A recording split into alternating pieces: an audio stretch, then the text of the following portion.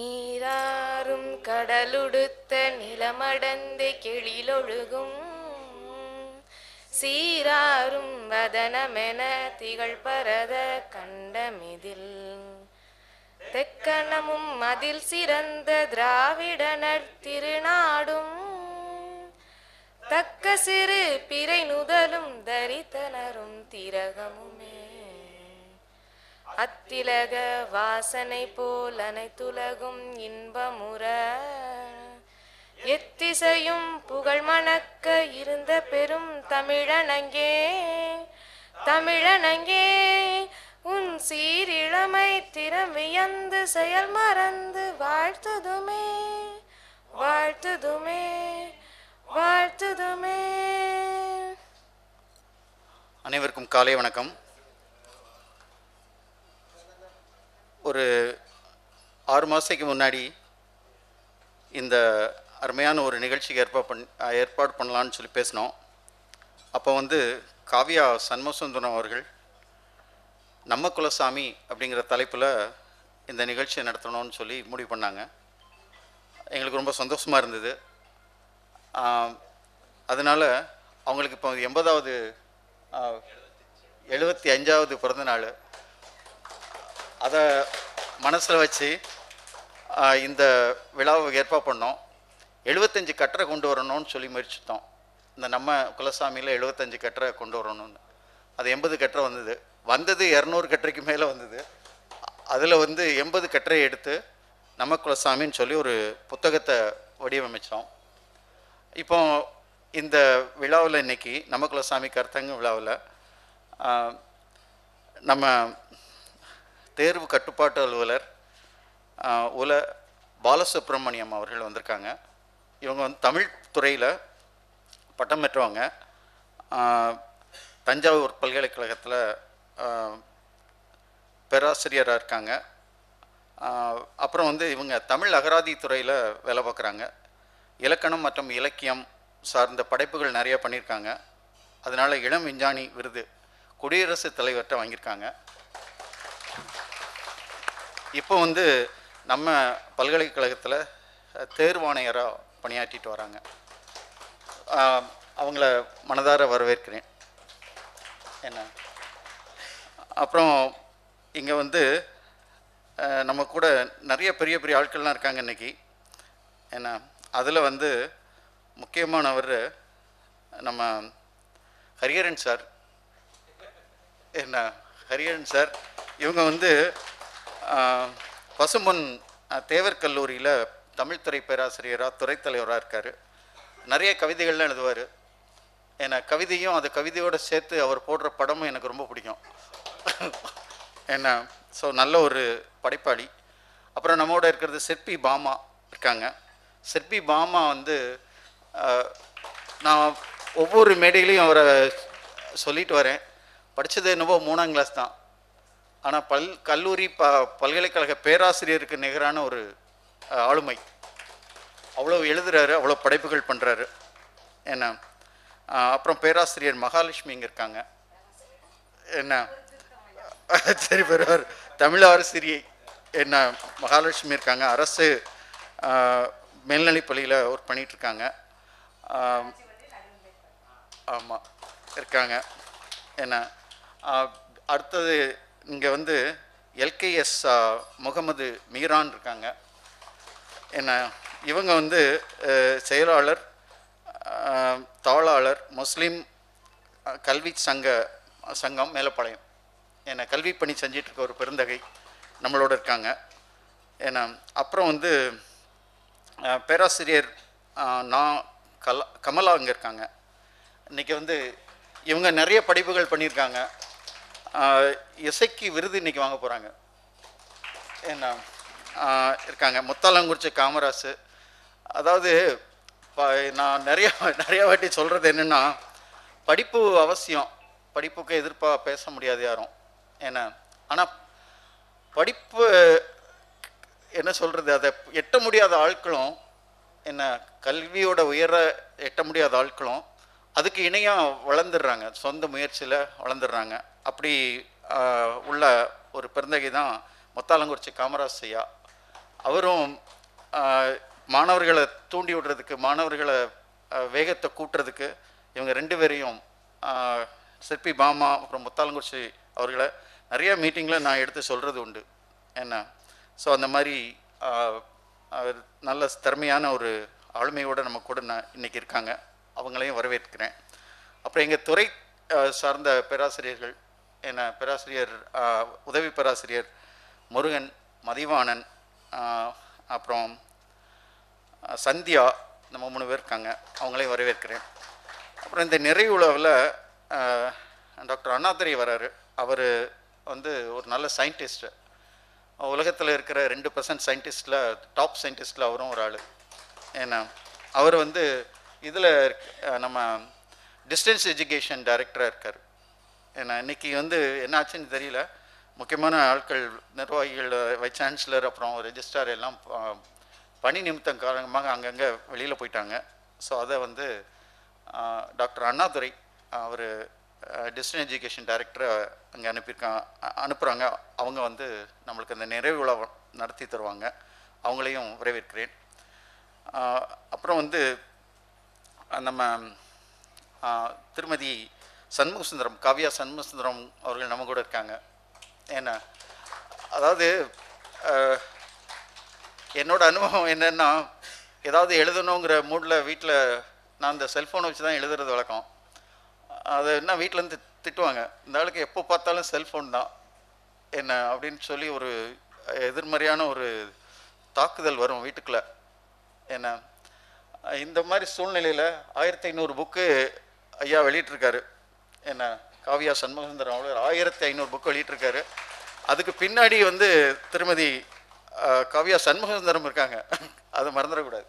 அந்த ஒத்துழைப்பு இல்லைன்னா அவ்வளோ பெரிய ஒரு சாதனையை பண்ணியிருக்க முடியாது. என்ன ஸோ அப்புறம் சொல்லணுன்னா, எங்கள் துறையில் இருக்கிற அத்தனை மாணவ மாணவிகளையும், இந்த விழாவுக்கு வருகை தந்த மற்ற பேராசிரியர்களும் மற்ற துறை மாணவ மாணவிகளையும், ஏன்னா இந்த நம் குலசாமி மேல் ஆவல் கொண்டு வந்துள்ள அத்தனை நல்ல உள்ளங்களையும் வரவேற்கிறேன். இன்னும் கூடுதலாக ஒரு லைன் சொல்லணுன்னா, ஏன்னா இந்த நம் குலசாமியில் பார்த்தீங்கன்னா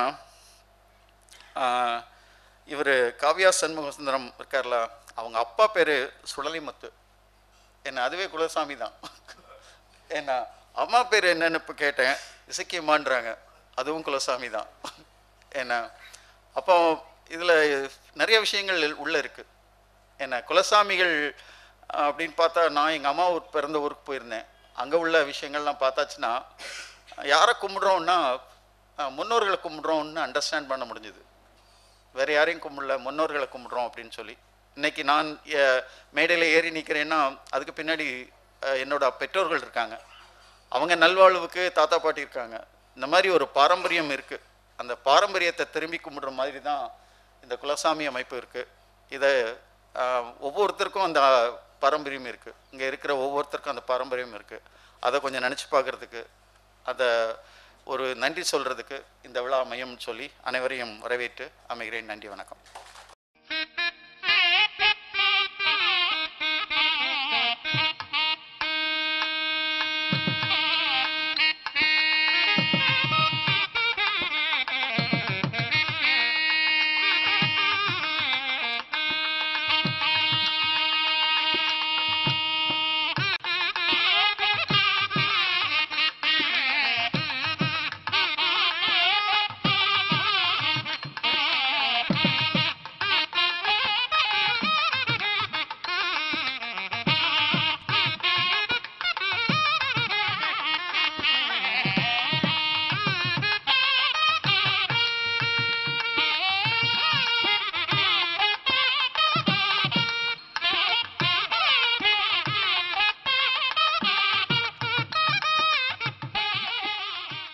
முதல்ல என்ன செய்ய போகிறோம்னா, நம்ம குலசாமிகள் என்ற இந்த புத்தகத்தை நம்ம கண்ட்ரோலர் பாலசுப்ரமணியன் சார் வெளியிட போகிறாங்க. வாங்கிறது இணை பேராசிரியர், துறை பேராசிரியர் நம்ம முருகன் வாங்குவார்.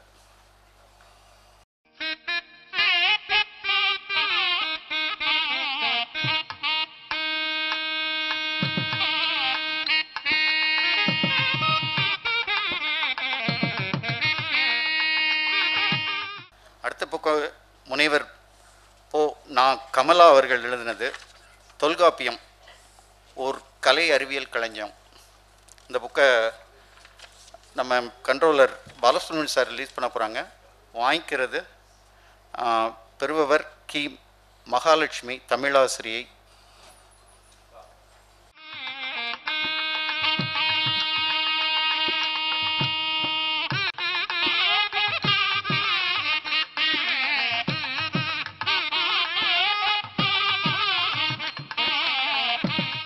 அடுத்த புக்கு ரிலீஸ் பண்ண போகிறதும் நம்ம பாலசுப்ரமணியன் சார் தான் ரிலீஸ் பண்ணுறாரு.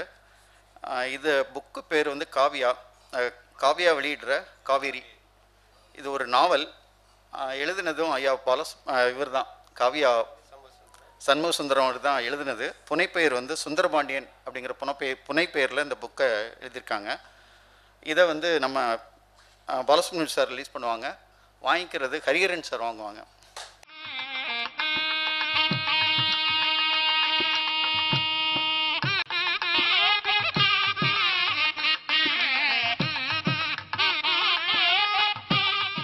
அடுத்தபடியாக ஊர் சுற்றும் விஞ்ஞானி. இது வந்து எழுதுனது வந்து நம்மளுடைய டாக்டர் சுதாகர் சிவசுப்ரமணியன், நம்ம முன்னால் இருந்திருக்கவர் தான். இவர் ஏற்கனவே எல்லா ஊருக்கு போனாலும் கிடைக்கக்கூடிய விஷயங்கள்லாம் எழுதுறது வழக்கம். அப்படி முகநூலில் எழுதின விஷயங்களை பூரா சேர்த்து, அதாவது உலகம் பூரா அவர் சுற்றிட்டு வந்த விஷயங்களை பூரா சேர்த்து ஊர் சுற்றும் விஞ்ஞானி அப்படிங்கிற இந்த புத்தகத்தை எழுதியிருக்கிறாப்புல. காவியா பதிப்பகம் இதை வெளியிடுறாங்க. இந்த நூலை வந்து இப்போ சிற்பி ஃபார்மா வந்து வாங்குறாங்க. நம்ம பாலசுப்ரமணியா வந்து வெளியிடுறாங்க.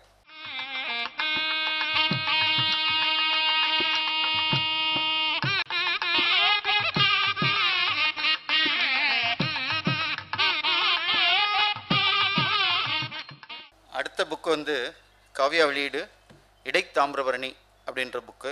எழுதுனது முத்தாலங்குறிச்சி காமராசு. இந்த தாமிரபரணியை சுற்றி நிறைய விஷயங்கள் இருக்குது. அதை அடுக்கடுக்காக நிறைய புத்தகம் போட்டுக்கிட்டே இருக்கார்.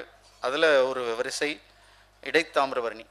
இதை வெளியிடுறவர் நம்ம பாலசுப்ரமணியன் சார் வெளியிடுறாங்க. வாங்கிறது எல்கேஎஸ் முகமது மீரான் அவர்கள் வாங்கிக்கிறாங்க.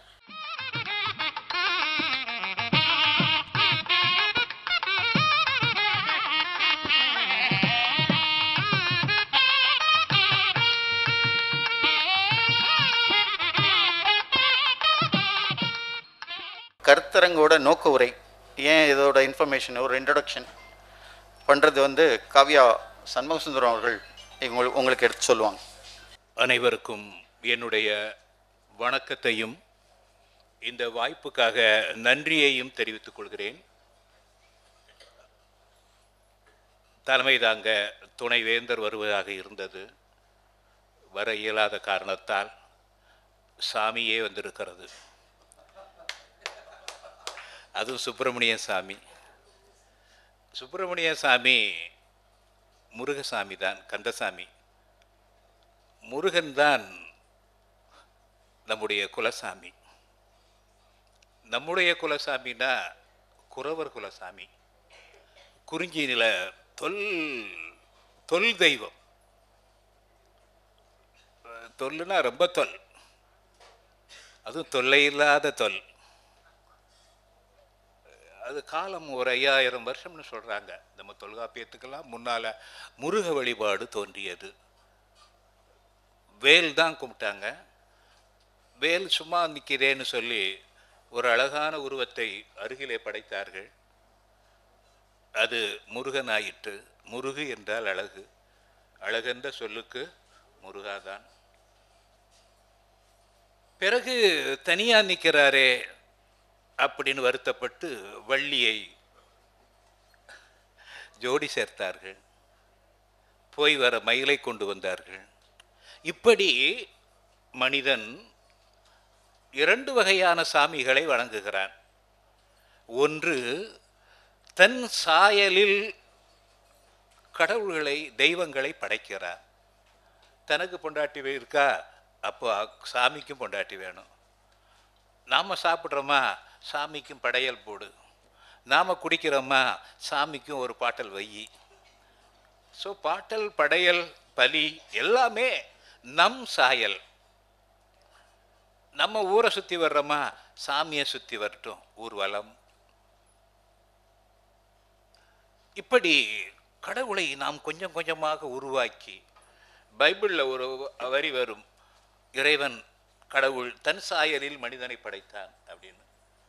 எனக்கு தோன்றுகிறது மனிதன்தான் தன் சாயல்களை கடவுள்களை படைத்து கொண்டே இருக்கிறார், இன்னும் படைப்பான். பிள்ளையார் ஊர்வலத்தில் பார்த்தீங்கன்னா புது புது பிள்ளையார், கம்ப்யூட்டர் பிள்ளையார்லாம் தாண்டி என்னென்னவோ நவீனமாக நாம் செதுக்கிக் கொண்டே போகிறோம்.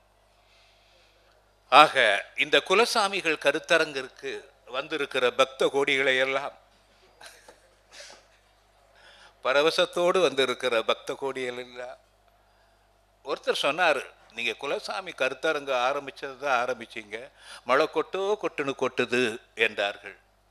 பொதுவாக சாமி கொடை முடிந்த பிறகுதான் மழை கொட்டும், இது தொடங்கும் போதே கொட்டுகிறது என்று சொன்னால் சாமிகள் சக்தி மிக்கவர்கள்தான். இன்னொரு வகை வழிபாடு என்னன்னா, நம் முன்னோர்களை வழிபடுவது. நம் சாயலில் கடவுளை படைப்பது என்பது நம் முன்னோர்கள், நம்ம தாத்தா, தாத்தாவுக்கு தாத்தா, இப்படியே மேலே மேலே போயிட்டே இருக்கும். யாரு எப்படி இதுவரைக்கும் கவலைப்படாமல் கும்பிட்டுட்டு இருந்தோம். குலசாமி நம்ம குலத்தில் நம்மை காத்தவன், வீட்டை காத்தவன், ஊரை காத்தவன் இல்லையா, ஏரியை காத்தவன், குளத்தை காத்தவன், அல்லது போரிலே மாண்டு போனவன். புறந்தாண்டூரில் பார்க்கலாம், எல்லாருக்கும் கல் வைப்பார்கள்.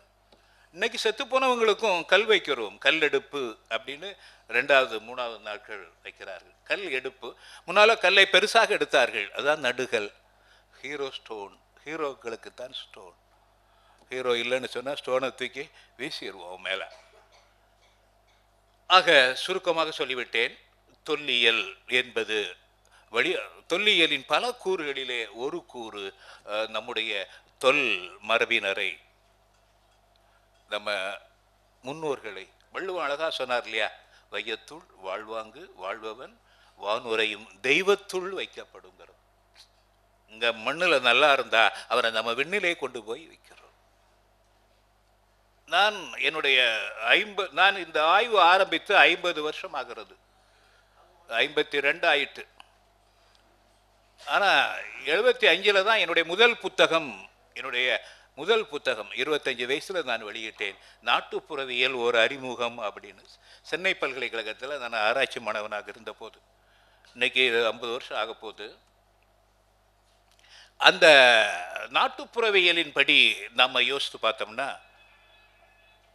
நம்முடைய வாழ்க்கை முறை, நம்முடைய வாழ்வியல், நம்முடைய வழக்காறுகள், நம்முடைய நம்பிக்கைகள், நம்முடைய தெய்வங்கள், நம்முடைய கலைகள், நம்முடைய பண்பாடுகள், இப்படி ஒவ்வொன்றையும் உற்று கவனித்து, இந்த நாட்டுப்புறவியல் ஆய்வு என்பதே நாம் நம்மை தேடுவதுதான், நம்மில் தேடுவதுதான், நம்முடைய வேர்களை தேடுவதுதான், நம்முடைய அழிந்து போய் கொண்டிருக்கிற நமது முக அடையாளங்களை தேடுவதுதான்.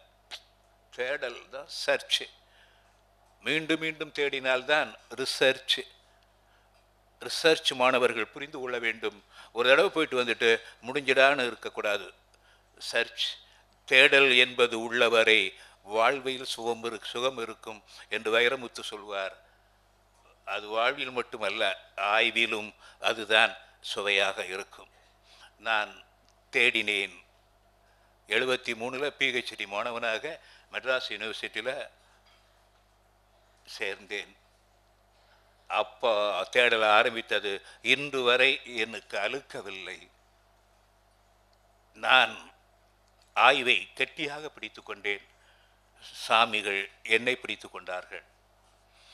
இந்த கருத்தரங்களுடைய நோக்கம் அடுத்தது வர என் நோக்கம்தான். இந்த கருத்தரங்கின் நோக்கம், எனக்கு 60 வயசு ஆயிடுச்சு.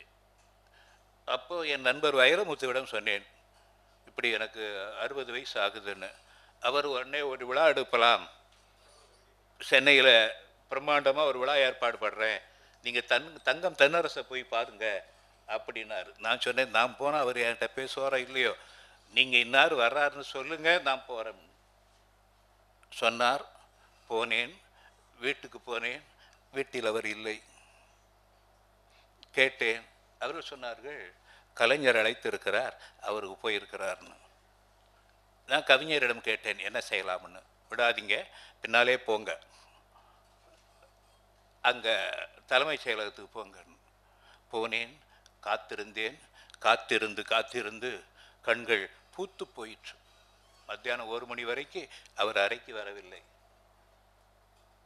1:30க்கு வந்தார். எனக்கு பசி ஆரம்பித்து விட்டது.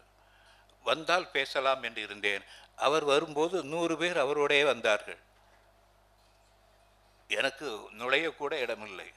உடனே வைரமுத்து அவர்களை கூப்பிட்டு, எனக்கு மணி விழாவே வேண்டாம், மணி இருக்கிறது, ஆனால் நான் விழமாட்டேன், மணி விழாவே வேண்டாம்னு அதை கேன்சல் பண்ணிவிட்டு வீட்டில் வந்து சாப்பிட்டு படுத்துட்டேன். படுத்த பிறகு நான் சும்மா இல்லை.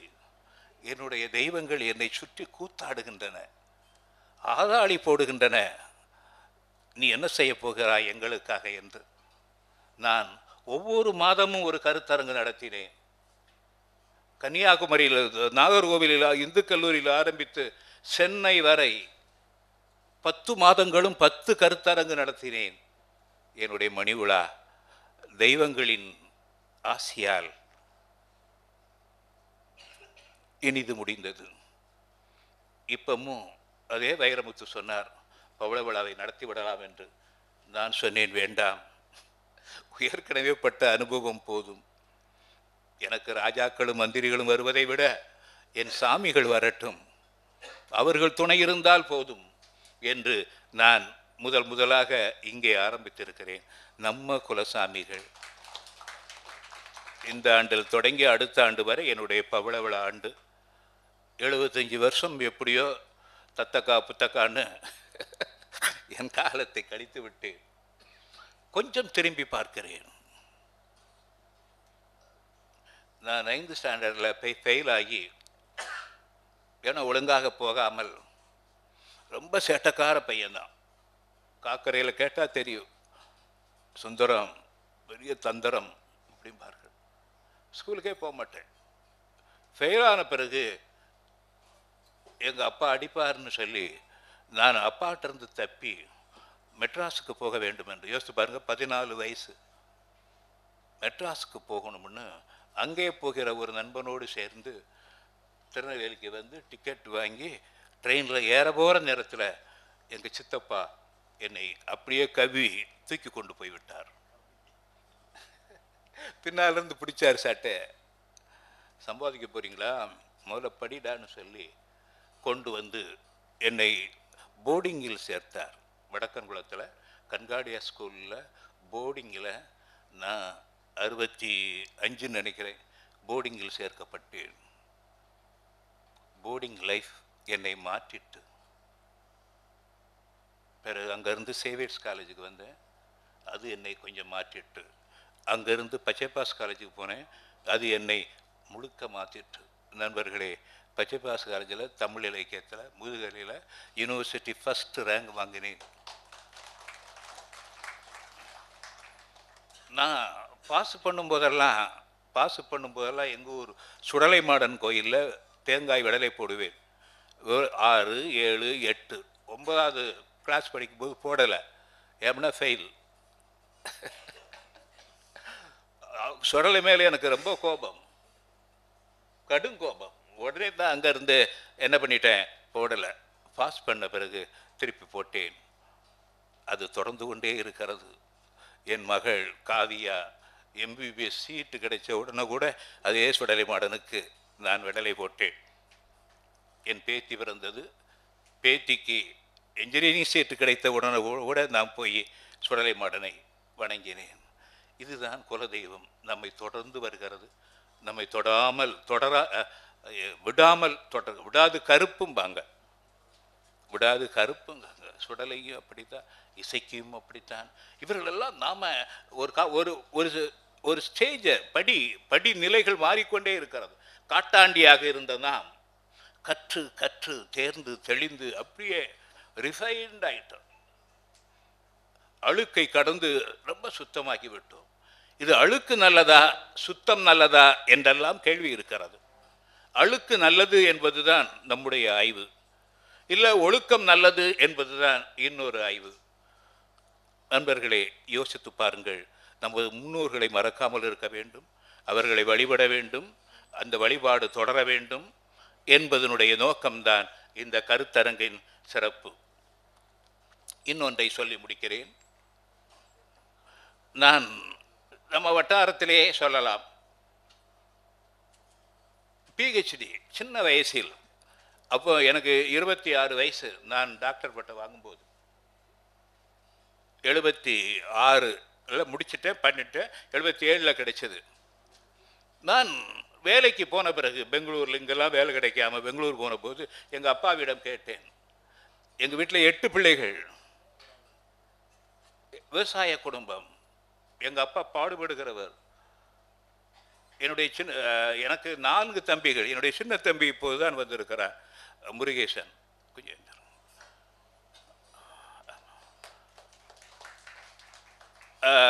இவன் தான் கடைசி கடைக்குட்டி. இவனுக்கு பிறகு ஒரு தங்கச்சி,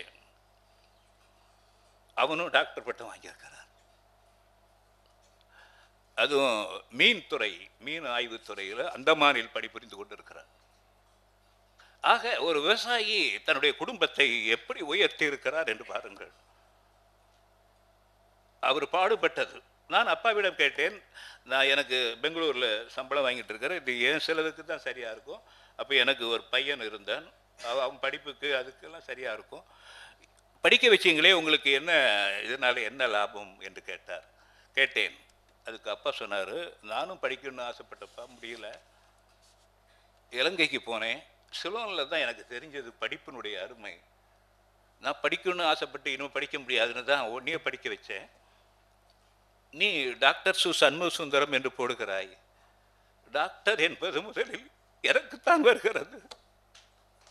சுடலை முத்து சண்முக சுந்தரம் என்று வரும்போது டாக்டர், நான் உன்னால் டாக்டர் ஆகிவிட்டேன் என்று சொன்னார்.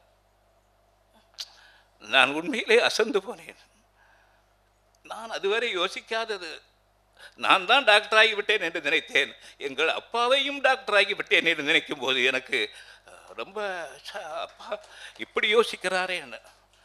பிறகு யோசித்து கொஞ்சம் கழித்து நான் என்னை நிலைப்படுத்தி கொண்டு போன பிறகு நான் எங்கள் அப்பாவிடம் சொன்னேன், நான் உங்களை மட்டும் டாக்டர் ஆக்கலப்பா, உங்கள் தாத்தாவையும் ஆக்கிட்டேன். ஏன்னா அவங்க தாத்தா பேர் சுடலை முத்து. இதுதான் குலசாமியினுடைய என்ன அந்த தொடுபுள்ளின்னு சொல்லுவோமே, இதுதான் அந்த தொடுபுள்ளி. ஆக நண்பர்களே, நான் என்னுடைய நோக்கு இதுதான். வாழ்க்கை என்பது 1000 இருக்கும். வெற்றி தோல்வி எல்லாத்தையும் கடந்து நாம் எதிர்நீச்சல் போட வேண்டும். எதிர்நீச்சல் போட்டேன். ஆனால் 50 ஆண்டுகளாக உழைப்பு, எழுத்து, படிப்பு, வாசிப்பு, யோசிப்பு என்று நான் என் வாழ்நாட்களை கடத்தி கொண்டே போந்தேன். அதனுடைய உச்சம்தான் இந்த ஆண்டு எனக்கு இலக்கிய மாமணி என்கிற ஒரு பட்டத்தை தமிழக முதல்வர் வழங்கி ஒரு 5 லட்சம் ரூபாயையும் எனக்கு பரிசாக கொடுத்தார். நான் உண்மையில் வாழ்நாளில் நல்ல வழியில் தான் வந்திருக்கிறோம், சரியான வழியில் தான் வந்திருக்கிறோம் என்று நான் சந்தோஷப்பட்டேன். அவர் எனக்கு 1 பவுன் தங்க பதக்கம் அளித்தார். போன மாதம் என் பேரன் வந்திருந்தான் பெங்களூரில் இருந்து. நான் அந்த தங்க பதக்கத்தை அவருக்கு அளித்து, பேரா நீனும் சாதிக்க வேண்டும் தாத்தாவை போல என்று சொன்னேன். ஆக குலம் சாமி என்பதற்கு இடையிலே நம்முடைய வாழ்க்கை சிக்கி கொண்டு இருக்கிறது. இவைகளெல்லாம் நமக்கு ஒரு முன்னோடியாக, ஒரு அடையாளமாக, ஒரு ஆறுதலாக, ஒரு உற்சாகமாக, ஒரு வழிகாட்டுதலாக, ஒரு வாழ்க்கை தத்துவமாக இது அமைகிறது. ஆக நாம் முன்னோர்களை, பெரியோர்களை, முன்னோடிகளை மதிக்க வேண்டும், துதிக்க வேண்டும் என்பதனுடைய சாரம்தான் நம்ம குலசாமிகள். எனக்கு ரொம்ப சந்தோஷம். நிறைய பேர் எழுதுகிறார்கள் கட்டுரைகள். கேட்டவுடன் நான் முதல்ல திருநெல்வேலிக்குள்ளேயே இந்த தாமிரபரணி கரைக்குள்ளேயே நுழைந்து விடலாம் என்று எண்ணினேன். ஆனால் அது ஆகவில்லை, முடியவில்லை. நிறைய பேர் என்னிடம் கேட்டார்கள், அங்கேருந்து சென்னையிலிருந்து, திருவண்ணாமலையிலிருந்து, என்னது சேலம், எல்லா இடங்கள், ஐயா நாங்களும் எழுதலாமான்னு. எழுதுங்கள் எழுதுங்கள் என்று சொன்னேன். ஏறக்குறைய 150லேருந்து 200 கட்டுரை, சிலது வந்து சேர்ந்து சிலது சேரலை. அதில் 80 கட்டுரைகளை நான் தொகுத்து தந்திருக்கிறேன். என்னுடைய ஆசை, நான் 80வது வயதிலும் இதுபோல கருத்தரங்குகளை நடத்த வேண்டும் என்கிற என்னுடைய பேராசையை நான் தெரிவித்து உங்களிடம் விடைபெறுகிறேன். நன்றி, வணக்கம். ஐயா அவர்களுக்கு நினைவு பரிசு கொடுக்கலாம் அப்படின்னு நினைக்கிறோம். ஏன்னு கேட்டால், அவங்க காக்கரை திருநெல்வேலி மாவட்டத்தில் பிறந்த காரணத்தினால அவங்களுக்கு அந்த உயரிய விருதான அந்த இலக்கிய செல்வர் விருது, அந்த 5 லட்ச ரூபா விருது கொடுக்கும்போது பார்த்தீங்க அப்படின்னு சொன்னால், திருநெல்வேலி மாவட்டத்தை சேர்ந்த அவங்க வந்து பொருணையாற்றங்கரையில் இருந்து கூவமாற்றங்கரைக்கு போய் இன்றைக்கு காவேரியை எழுதினாலும் கூட, அந்த கூவமாற்றங்கரையில் இருந்தாலும் கூட அந்த பொருணையாற்றங்கரையில் இருக்கக்கூடிய அந்த காக்கரை திருநெல்வேலி மாவட்டம் தான் அவங்க கூட எப்போதுமே ஒட்டுக்கிட்டு இருக்கு. அதனால் நாங்கள் ஒரு பெரிய பாராட்டு விழா அவங்களுக்கு வைக்கணும்னு சொல்லி ஆசைப்பட்டோம்.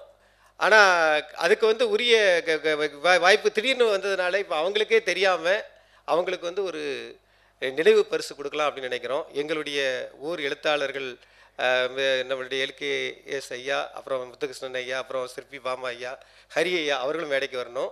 இந்த விருதை வழங்குவதற்கு நான் வந்து இவங்களுடைய தாய்மாமா வந்திருக்காங்க. அந்த தாய்மாமா வந்து அந்த விருதை கொடுத்தா நல்லா இருக்கும் அப்படின்னு சொல்லி நினைக்கிறேன். அதே நேரம் நம்ம மேடையில் இருக்கக்கூடிய எல்லோருடைய எழுத்தாளர்களும், அந்த நான் சொன்ன அந்த 4 பேரும், முத்துகிருஷ்ணன் LIC, அப்புறம் ஹரிஹரன் சார் எல்லாம் வந்து மேடைக்கு வந்து அந்த விருதை வந்து நம்ம கொடுக்கலாம் நினைக்கிறோம். முதல்ல பொன்னாடை போற்றுவதற்காக அவருடைய மாமா ஐயாவை வந்து மேடைக்கு வருகிறோம். அவர்களுக்கு பொன்னாடை போர்த்தி அம்மாவும் கொஞ்சம் மேடைக்கு வந்தால் நல்லாயிருக்கும். ஏன்னு கேட்டால், அதில் ஏற்கனவே சொன்னாங்க, எங்களுக்கு நம்முடைய பேராசிரியர் சொன்னார், வீட்டில் நாங்கள் எழுதும்போது வீட்டம்மாவுடைய சப்போர்ட் இருக்காதுன்ட்டு. காவியா ஐயா பெங்களூரில் வேலை பார்க்கும்போது காவியா பதிப்பகத்தை முழுக்க பார்த்தது வந்து அம்மா தான். இன்றைக்கும் அந்த பதிப்பகத்தை ஃபுல்லாக பார்த்துட்டு இருக்கிறது அம்மா தான். அதனால் அவங்க 2 பேருக்கும் இப்போ வந்து பொன்னாடை போட்டுருந்தோம்.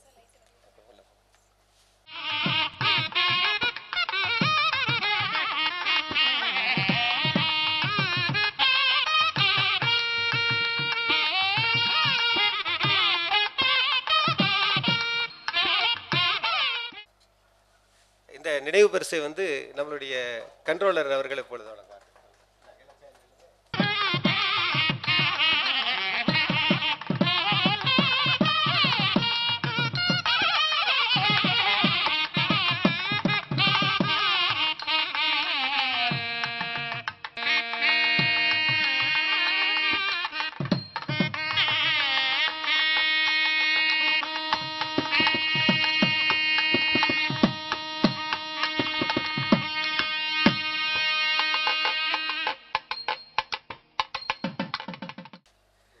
அடுத்தபடியாக அது இடைத்தாமிரவர்ணி நூலை வெளியிட்ட LKS முகமது மீரான் ஐயா அவர்களை மேடைக்கு அழைக்கிறோம். பெற்றுக்கொண்ட வெளியிட்டது ஐயா கடைசியில் பேசுவாங்க. ஐயாவை பற்றி சொல்லணும் அப்படின்னு சொன்னால், மேலப்பாளையத்தில் இருக்கக்கூடிய முஸ்லீம் கல்விகளுடைய சங்கத்துக்கு வந்து அவங்க வந்து தாளாளராகவும் அந்த கல்லூரியுடைய அனைத்து இதையும் செய்யக்கூடியவர். இதில் என்ன விசேஷம் அப்படின்னு சொன்னால், அவங்கள ரொம்ப நாளாக நான் கூட்டிகிட்டு இருக்கேன். எங்கள் ஊரில் வந்து LKG புள்ளி வயல்னு சொல்லுவாங்க. எங்கள் வீட்டு பக்கத்துலேயே அந்த வயல் இருக்குது. அந்த வயலுக்கு வந்து அதை எல்லாருமே உரிமை கொண்டாடுறோம். எங்கள் ஊரில் பார்த்தீங்கன்னா எல்லாருமே உரிமை கொண்டாடுறோம். கிட்டத்தட்ட இவங்க வயலை தான் நாங்கள் எல்லாருமே வச்சுருக்கோம் அப்படிங்கிற எனக்கு ரொம்ப நாளாக தெரியாது. ஒரு நாள் அவங்ககிட்ட பேசிகிட்டு இருக்கும்போது சொன்னால், முத்தலாங்குறிச்சியை பற்றி பேசிகிட்டு இருக்கும்போது, முத்தலாங்குறிச்சி கிராமமே எங்கள் கிராமம் தான் அப்படின்னு சொன்னாங்க. அதுக்கு பிறகு பார்த்தா அவங்கக்கிட்ட நிறைய விஷயங்கள், அதாவது குறிப்பாக சொல்ல போனால் மேலப்பாளையத்தில் வந்து ஒரு பிள்ளையார் கோயில் இருக்குது. அதாவது சமூக நல்லிணக்கத்துக்கு வந்து உதாரணமாக அந்த பிள்ளையார் கோயிலை இவங்களுடைய குடும்பம் பாதுகாத்து இதுவரைக்கும் பராமரிச்சுக்கிட்டு இருக்கு. அந்த ஒரு வகைக்காகவும் என்னுடைய ஊருக்கு நிலத்துக்கு சொந்தக்காரர் என்பதாகவும் எப்படியாவது, அதாவது தலைத்தாமரவர்ணிக்கு நினைச்சோம். ஐயாவுடைய 60வது விழாவில் வந்து தலைத்தாமரவர்ணி வெளியிட்டோம். இதே மாதிரி 1000 பக்க புத்தகம். அப்போவே ஐயாவை எதிர்பார்த்தேன், முடியலை. இப்போ அந்த வாய்ப்பை வந்து அவங்களுக்கு கொடுத்தோம். உடனே ஓடி வந்தாங்க. ஐயா அவர்களை பேசுவதற்கு வருமாறு அன்புடன் கேட்டுக்கொள்கிறோம். என் தமிழே, உயிரே, நரும் தேனே, செயலினை மூச்சினை உனக்களித்தேனே, நைந்தாயெனில் நைந்து போகும் என் வாழ்வு, நன்னிலை உனக்கெனில் எனக்கும் தானே என்று என்னுடைய தமிழை வாழ்த்தியவனாக என்னுடைய உரையை தொக்குகின்றேன். சான்றோர்கள் கற்றறிவாளர்கள் இருக்கின்ற சபையிலே நானும் வருகை தந்து உங்களோடு பேசுவதற்கு வாய்ப்பளித்த ஏக இறைவனுக்கு என்னுடைய நன்றி. எல்லோருடைய பெயரையும் குறிப்பிட வேண்டும். ஐயா காவியா சுந்தரம் அண்ணாச்சி அவர்களை பற்றி என்னுடைய அருமைக்குரிய நண்பர் குடும்ப வழக்கறிஞர் முமு தீன் அவர்கள், MM தீன் அவர்கள் நிரம்ப சொல்லியிருக்கிறார்கள். எம்ஜிஆருடன் பேசிக்கொண்டிருக்கிறேன் என்று கதை தொகுப்பை வெளியிட்டார்கள். அப்பொழுது காவியா அவர்களை பற்றி தமிழ்நாட்டிலே இப்படி ஒரு பதிப்பாளர் இருக்கிறார், யாரெல்லாம் புத்தகம் வெளியிட வேண்டும் என்று நினைக்கின்றார்களோ அவர்களை எல்லாம் அப்படியே பிடித்து இழுத்து அருகிலே அமர வைத்து எழுது, நான் வெளியிடுகின்றேன் என்று தைரியம் கொடுத்து நூற்றுக்கணக்கான நூல்களை அச்சேர செய்த பெருமைக்குரிய நம்முடைய திருநெல்வேலி தாமிரபரணி மண்ணினுடைய அருமையான செல்வம் பேசிக்கொண்டிருப்பதை சில துளிகள் கண்ணீர் மல்கவும் கேட்டுக்கொண்டிருந்தேன். ரயிலிலே ஏறும்போது 9வது வகுப்பு தேர முடியாமல் எங்காவது சென்று விடுவோம் என்று நண்பனோடு நெல்லை ரயிலடியிலே அவர் ஏற முற்படுகிற போது அவருடைய சித்தப்பாவினுடைய கரம் அவர்களை அப்படியே பிடித்து இழுத்து கண்காடியா பள்ளிக்கு அழைத்து சென்றது. தூய சவேரியார் கல்லூரிக்கு, அதற்கு பிறகு பச்சையப்பர் கல்லூரிக்கு சென்றதெல்லாம் அவர்கள் சொல்லும்போது இதனையே இன்னும் பெரிய மெருகேற்றிய நாவலாக அவர்கள் எழுதி வெளியிட்டிருக்கலாம் என்று கூட ஆசை மனதிலே அப்படியே துளிர்விட்டது. ஐயா, திருநெல்வேலி சீமை என்பது தாமிரபரணி கரையிலே இருக்கக்கூடிய இந்த சீமை என்பது பழைய தூத்துக்குடி, தென்காசி, திருநெல்வேலி என்று கன்னிராஜபுரம் வரை, சிவகிரியிலே துவங்கி வாசுதேவநல்லூர் தொடங்கி ராமநாதபுரத்தினுடைய கன்னிராஜபுரம் வரை விரிந்து பறந்து இருக்கக்கூடிய அந்த திருநெல்வேலியினுடைய புகழை பேசிக்கொண்டே இருக்கலாம். தைப்பூச மண்டபத்திலே உரையாற்றிய போதுதான் இந்த நாட்டினுடைய சுதந்திர போராட்டத்தினுடைய திக்கே மாறி போயிற்று என்று சொல்வார்கள். அதற்கு இந்த மண் பக்கத்திலே, இந்த நதியினுடைய பக்கத்திலே இருந்தவர்கள் மிகச்சிறந்த பற்றாளர்களாக, தேச பற்றாளர்களாக, நாட்டை, தமிழை, மொழியை நேசிக்கக்கூடியவர்களாக அவர்கள் இருந்திருக்கிறார்கள் என்கின்ற வரலாறை 100 ஆண்டு கால வரலாற்றை நாம் தெரிந்து கொள்ள முடிகின்றது. என்னுடைய அருமையான அன்பிற்கினியவர் முத்தாலங்குறிச்சி காமராசு நேற்றைய தினம் அவருடைய குடும்பத்திலே மிகப்பெரிய ஒரு இழப்பு, அவருடைய சகோதரருடைய இழப்பு. அதை ஒருபுறம் வைத்துவிட்டு ஒரு குழந்தை பெறுகின்ற போது ஒரு தாய்க்கு என்ன மகிழ்வு ஏற்படுமோ, கவிதை அரங்கேறும் நேரம் மலர் கணைகள் பரிமாறும் தேகம் என்று ஒரு கவிதையினுடைய வெளியீட்டை சொல்லும் போது இதோ இவ்வளவு பெரிய புத்தகத்தை, 1000க்கு அதிகமான பக்கங்களை உடைய புத்தகத்தை, இந்த காவியாவினுடைய இந்த அருமையான வெளிப்பாட்டை அவர் வெளியிடும் போது நேற்றைய தினத்தினுடைய அந்த இழப்பு ஒரு பக்கத்திலே ஒதுக்கி வைத்துவிட்டு இதோ அவருடைய அந்த முகத்தையே தான் பார்த்து கொண்டிருந்தேன். எவ்வளவு பெருமையாக தமிழ் அவருக்கு ஒரு பெரிய புத்தொழிவை, தெம்பை கொடுத்து அவரை இங்கே வரவழைத்திருக்கிறது என்றுதான் நான் பார்க்க முடிந்தது. அருமைக்குரிய பெருமக்களே, மெல்ல தமிழ் இனி சாகும் என்று ஒரு காலத்தில் எழுதி வைத்தார்கள். தமிழ் வளர்ந்து கொண்டேதான் இருக்கிறது. நாளிதழ்கள் வரும்போது தமிழை வாழ வைக்க வந்தவை என்று சொன்னார்கள். புத்தகங்கள், மாத இதழ்கள், வார இதழ்கள் வரும்போது அதை அப்படியே நினைவூட்டினார்கள். கணினி வந்து விட்டது, கையடக்க தொலைபேசி வந்து விட்டது, அலைபேசி வந்து விட்டது, புத்தகத்தை யார் தொடுவார்கள் என்று கேலி பேசியவர்கள் நம்மிடையே இருந்தார்கள். ஆனாலும் தமிழ் ஒருபோதும் சாகாது, அது வளர்ந்து வளர்ந்து கொண்டே இருக்கும்.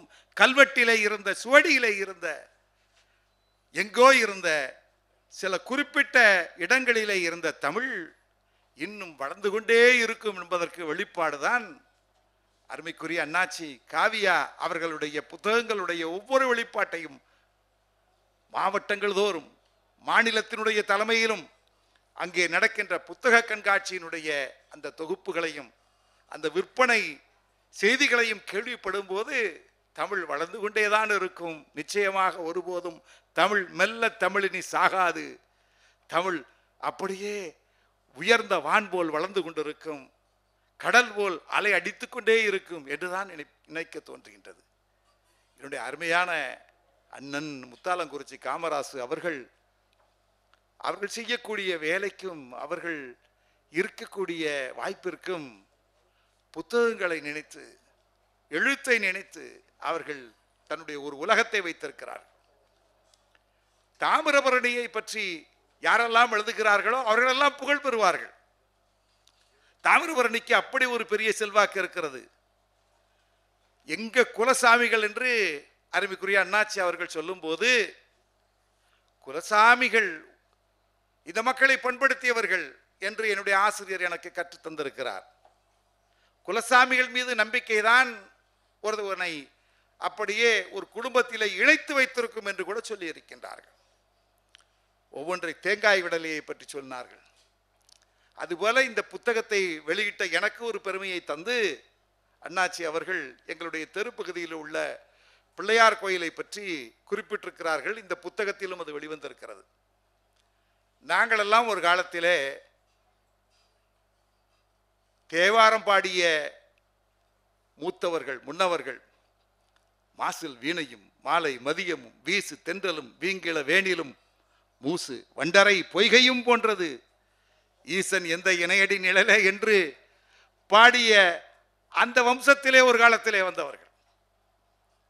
ஒரு நிலையிலே சைவம், வைணவம், சாக்தம், கௌமாரம் என்றெல்லாம் பிரிவுகள் பேசப்பட்ட பொழுதிலே, காணாபதியம் என்று சொல்லப்பட்ட பொழுதிலே, சைவத்திலே இருந்து ஒரு கிளை அங்கே மேலப்பாளையத்திலே திருநெல்வேலியினுடைய தாமிரபரணியை எடுத்துக்கொண்டால் தாமிரபரணிக்கு மேற்கே சைவம் இருக்கும், தாமிரபரணிக்கு கிழக்கே வைணவம் இருக்கும், கிறிஸ்துவம் இருக்கும், இஸ்லாம் இருக்கும்.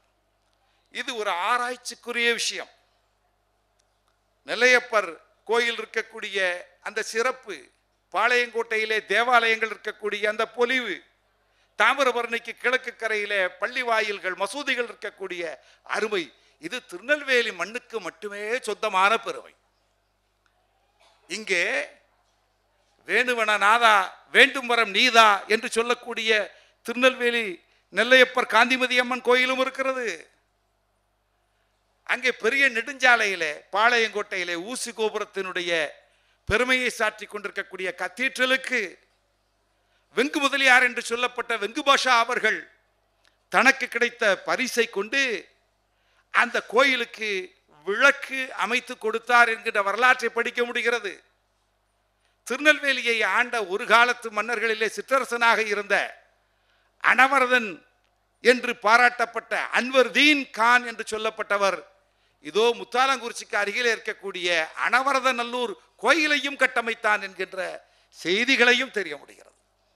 இந்த மண் ஒரு பண்பட்ட மண். இந்த மண்ணுடைய பெருமை தாமிரபரணியிலே பொதிகை மலையிலே இருந்து அப்படியே துவங்கி வருகிறது.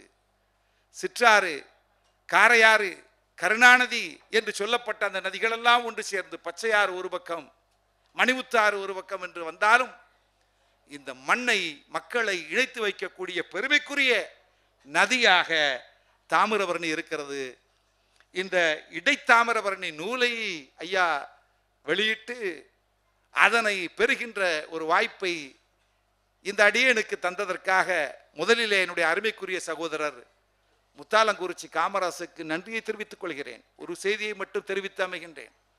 என்னுடைய தெருவை 1885 ஆண்டிலே என்னுடைய தாத்தாவை பெற்றவர்கள் சேர்ந்து ஒரு 4 பேர்கள் அந்த தெருவை ஒரு ஸ்ரீ சுப்பையர் என்று சொல்லக்கூடிய ஒரு பெரியவரிடமிருந்து வாங்குகிறார்கள். ஸ்ரீ சுப்பையர் இடத்துல அந்த இடத்தை கேட்கும் போது ஒரு தெருவாக இருக்கிறது, தோட்டமாக இருக்கிறது. தெருவுக்கு பெயரே ஐயர் தோட்டம் என்பதுதான். அந்த இடத்தை கேட்கும்போது இங்கே எங்களுக்கு வசதி குறைவாக இருக்கிறது, ஆகவே நாங்கள் மேலப்பாளையம் குறிச்சிக்கு பக்கத்தில் அக்ரஹாரம் அமைக்கப் போகிறோம், அங்கே தங்கப் போகிறோம், உங்களுக்கு தருவதில்லை, எங்களுக்கு எந்த விதமான தடுப்பும் இல்லை என்று சொல்லிவிட்டு 1100 ரூபாய்க்கு ஒரு 5 ஏக்கர் இடத்தை அந்த மக்களுக்கு தெருவாக கொடுப்பதற்கு ஸ்ரீ சுப்பையர் அவர்கள் சரி என்று சம்மதம் தெரிவிக்கிறார். அந்த பத்திரத்தை பதிவு செய்யக்கூடிய நாளும் வந்து விட்டது. திருநெல்வேலி கொக்கர்களத்தினுடைய அந்த அலுவலகத்திற்கு சென்று பணத்தை கட்டி அவர்களிடமிருந்து வாங்கும் போது ஸ்ரீ சுப்பையர் அவர்கள் 4 முஸ்லிம் பெரியவர்களிடத்தில் ஒரு வாக்குறுதி கேட்டார். ஐயா, மேற்கே கற்பக விநாயகர் கோயில் இருக்கிறது, கிழக்கே கந்தகோட்டம் இருக்கிறது. கந்தகோட்டத்தை சைவ பெருமக்களிடம் ஒப்படைத்து விட்டேன். இந்த கோயிலை நாங்கள் அப்படியே விட்டு செல்ல போகிறோம். கையெழுத்து போட இருக்கிற 4 பெரியவர்களே, உங்களாலோ உங்களுடைய பின் சந்ததிகளாலோ இந்த கோயிலுக்கு எந்த விதமான கண்ணிய குறைவும் வராது என்று சத்தியம் செய்து தர வேண்டும் என்று கேட்கின்றார். இந்த 4 பேரும் பெரியவர்கள். எங்களுக்குள் ஒரு ஆலோசனை செய்து முடித்துவிட்டு நாங்கள் இந்த வாக்குறுதியை தருகிறோம் என்று 4 பேரும் அப்படி அமர்ந்து கொண்டு யோசிக்கிறார்கள். நாம் வாழ்கிற வரை நம்முடைய சத்தியம் நிலை பெற்று இருக்கும், நம்முடைய காலத்திற்கு பிறகு என்று ஒரு யோசனை வருகிறது. சரி, ஐயரிடத்திலே சொல்லுவோம் என்று, ஐயா, நாங்கள் உங்களுக்கு பிரமாணம் செய்து தருகிறோம், எங்களுடைய காலத்தில் இந்த வணக்க தலத்திற்கு எந்த விதமான கன்னியக்குறைவும் வந்துவிடலாகாது என்று விடமாட்டோம் என்று அவர்கள் பிரமாணம் செய்து கொடுக்கிறார்கள். இன்னும் எங்களைப் போலவே எங்களுடைய சந்ததிகளும் இருக்க வேண்டும் என்று இறைவனிடத்திலே கேட்டுக்கொள்வோம், இதற்கு சம்மதம் இருந்தால் எங்களுக்கு தெருவை எழுதித்தார்கள் என்று அவரிடத்திலே சொல்லும் போது ஸ்ரீ சுப்பையர் அவர்கள் இந்த ஒரு வார்த்தை போதும், இதோ எழுதி தருகிறேன் என்று அந்த தெருவை எழுதி கொடுத்து விட்டார். எழுதி கொடுத்ததற்கு பிறகு காலம் காலமாக அந்த சத்தியம் வாழ்ந்து கொண்டிருக்கிறது. என்னை வளர்த்த என்னுடைய பாட்டி, நாங்கள் சின்ன சிறிய வயதினராக இருக்கும்போது, ஒரு 3, 4, 5 வயதினராக இருக்கும்போது, அந்த கோயில் இருக்கக்கூடிய திசையை நோக்கி சிறுநீர் கழிப்பதற்கு அனுமதிக்க மாட்டார். அந்த காலத்து கிழவிகள் எல்லாம் அப்படியே வெற்றிலை வாக்கை போட்டு வாயிலே மென்று கையை இப்படி குவித்து அப்படியே துப்புவார்கள். மறந்தும் கூட என்னுடைய பாட்டி, அவரோடு சேர்ந்தவர்கள் அந்த திசையை நோக்கி அப்படி துப்பி விட மாட்டார்கள். இன்னும் மேலதிகமாக சொல்ல போகிறதாக இருந்தால், பீடி தொழில் செய்து வந்த என்னுடைய அருமையான தாய்மார்கள், என்னுடைய தெருவை சேர்ந்தவர்கள், மறந்தும் கூட அந்த திக்கை நோக்கி தன்னுடைய கால்களை நீட்ட மாட்டார்கள். இந்த அளவிற்கு 1885 செய்து கொடுத்த அந்த சத்தியத்தை பற்றி என்னுடைய தெரு அமைந்திருக்கக்கூடிய பகுதியிலே உள்ள தாய்மார்கள் காலம் காலமாக தங்களுடைய பிள்ளைகளுக்கு எடுத்து சொல்லிக் கொண்டே வருகிறார்கள். இதனை நான் முகநூலில் பதிந்திருந்தேன். இதை பார்த்துவிட்டு தொலைபேசியிலே அழைத்து என்னுடைய அருமையான அண்ணன் முத்தாலங்குறிச்சி காமராசு அவர்கள் இந்த செய்தியை என்னுடைய இடைத்தாமிரபரணி நூலிலும் பதிவு செய்ய போகிறேன், அனுமதி வேண்டும் என்று சொன்னார்கள். தாராளமாக எடுத்துக்கொள்ளுங்கள் என்று சொல்லிவிட்டேன். அந்த செய்தியையும் எங்களுடைய தெரு செய்தியையும் தாமிரபரணி நதியையும் மிக அற்புதமான முறையிலே படம் பிடித்து காட்டிக் கொண்டிருக்கின்ற, வருங்கால தலைமுறைக்கு பதிவுகள் விட்டு சென்றிருக்கின்ற என்னுடைய அருமைக்குரிய அண்ணன் முத்தாலங்குறிச்சி காமராசு அவர்களையும், பத்திரிகை துறையில் இருக்கக்கூடியவர்கள், எழுத்தாளர்கள் என்று யார் வந்தாலும் அவர்களுக்கு புத்தகம் வழங்கக்கூடிய, எழுதக்கூடிய வாய்ப்பை நல்கக்கூடிய அருமையான அண்ணாச்சி காவியா சுந்தரம் ஐயா அவர்களுக்கும் அவரோடு சேர்ந்த அனைவருக்கும் என்னுடைய நன்றியதலை தெரிவித்து அமைகின்றேன். நன்றி, வாழ்த்துக்கள், வணக்கம். ஐயா உண்மையிலே இந்த மாதிரி பதிவுகளை இவங்க வெளியிட்டா தான், இவங்க வாங்கினா தான் நல்லா இருக்கும் அப்படின்னு தான் இந்த நூலை ஐயா வாங்க வச்சோம். உண்மையிலே இதே மாதிரி நிறைய சமூக நல்லிணக்கம் நம்ம தாமிரபரணி ஆற்றங்கரையில் இருக்குது. அந்த மாதிரி விஷயங்களை நிறைய நம்ம இதில் பதிவிட்டிருக்கோம். அந்த புத்தகத்தில் சொல்லப்போனால் ஒரு 100 கதைகளுக்கு மேலே இந்த பதிவிடு விட்டுருக்கோம். அடுத்தபடியாக என்னோட உண்மையிலே இவங்களுக்கு நமக்கு நன்றியை தெரிவித்துக் கொள்கிறோம். ஊர் சுற்று விஞ்ஞானி இந்த நூலை பற்றி நான் 2-3 வார்த்தை சொல்லிடணும். ஏன்னா நம்மளுடைய சுதாகர் ஐயா ஒரு வித்தியாசமான ஆள், பேராசிரியர்லேயே. நீங்கள் 2 பேருமே இருக்கீங்க, உங்கள் முன்னிலையில் நான் சொல்கிறேன். ஏன்னா பேராசிரியர் என்ன பண்ணுவார் அப்படின்னு சொன்னால், நிறைய புது புது முகங்களுக்கு அறிமுகப்படுத்துறதுல அவங்களுக்கு ரொம்ப சந்தோஷம். அப்படி தான் என்னையும் முதல்ல நம்மளுடைய எம்எஸ் சுற்றுக்கு அறிமுகப்படுத்தினாங்க, சிற்பி பாமாவை அறிமுகப்படுத்தினாங்க. இதோடு மட்டும் இல்லாமல் என்னோட சிஷ்ய பிள்ளை ஃபோட்டோகிராஃபரை தம்பி வந்திருக்காரு, அவரையும் கொண்டு போய் ஒரு நாள் அவருடைய தொழில் துறையில் வந்து அறிமுகப்படுத்தினார். இந்த தொழில் துறையில் வந்து இந்த தொழில் துறை எந்த அளவுக்கு எங்களுக்கு சப்போர்ட் கொடுக்கும், அதே மாதிரி தெற்கு கள்ளிக்குளம் டிஎன்எம்எஸ் காலேஜும் எங்களுக்கு ரொம்ப சப்போர்ட்டு. அவங்களுடைய தமிழ்துறை தலைவர் வந்திருக்காங்க. அவங்களும் இந்த மாதிரி புது புது ஆட்களை கொண்டு அறிமுகப்படுத்துறதுல ரொம்ப முக்கியமான ஆட்கள் இன்றைக்கி இந்த நிகழ்ச்சியோட வந்திருக்காங்க. அந்த ஊர் சுற்றும் விஞ்ஞானி அப்படிங்கக்கூடிய இந்த புத்தகம் வந்து அவர் வந்து அமெரிக்காவில் வேலை பார்த்தவர், குவைத் உள்பட பல நகரங்களுக்கு போயிட்டு வந்திருக்காரு. அந்த எங்கெல்லாம் போயிட்டு வந்தாரோ அங்கே என்னென்ன விஷயங்கள்லாம் வித்தியாசமாக நடந்ததோ அதை பூரா அந்த புத்தகத்தில் ரொம்ப அழகாக பதிவு பண்ணியிருக்கிறாரு. அதோடு மட்டும் அவர்கிட்ட இன்னொரு விஷயம், தொழில் துறை வந்து முதல்ல ஆரம்பித்த உடனே அந்த தொழில் துறை குழந்தைகளை பூரா பெரிய ஆய்வாளராக மாற்றிட்டார். அதுதான் பெரிய விஷயம்.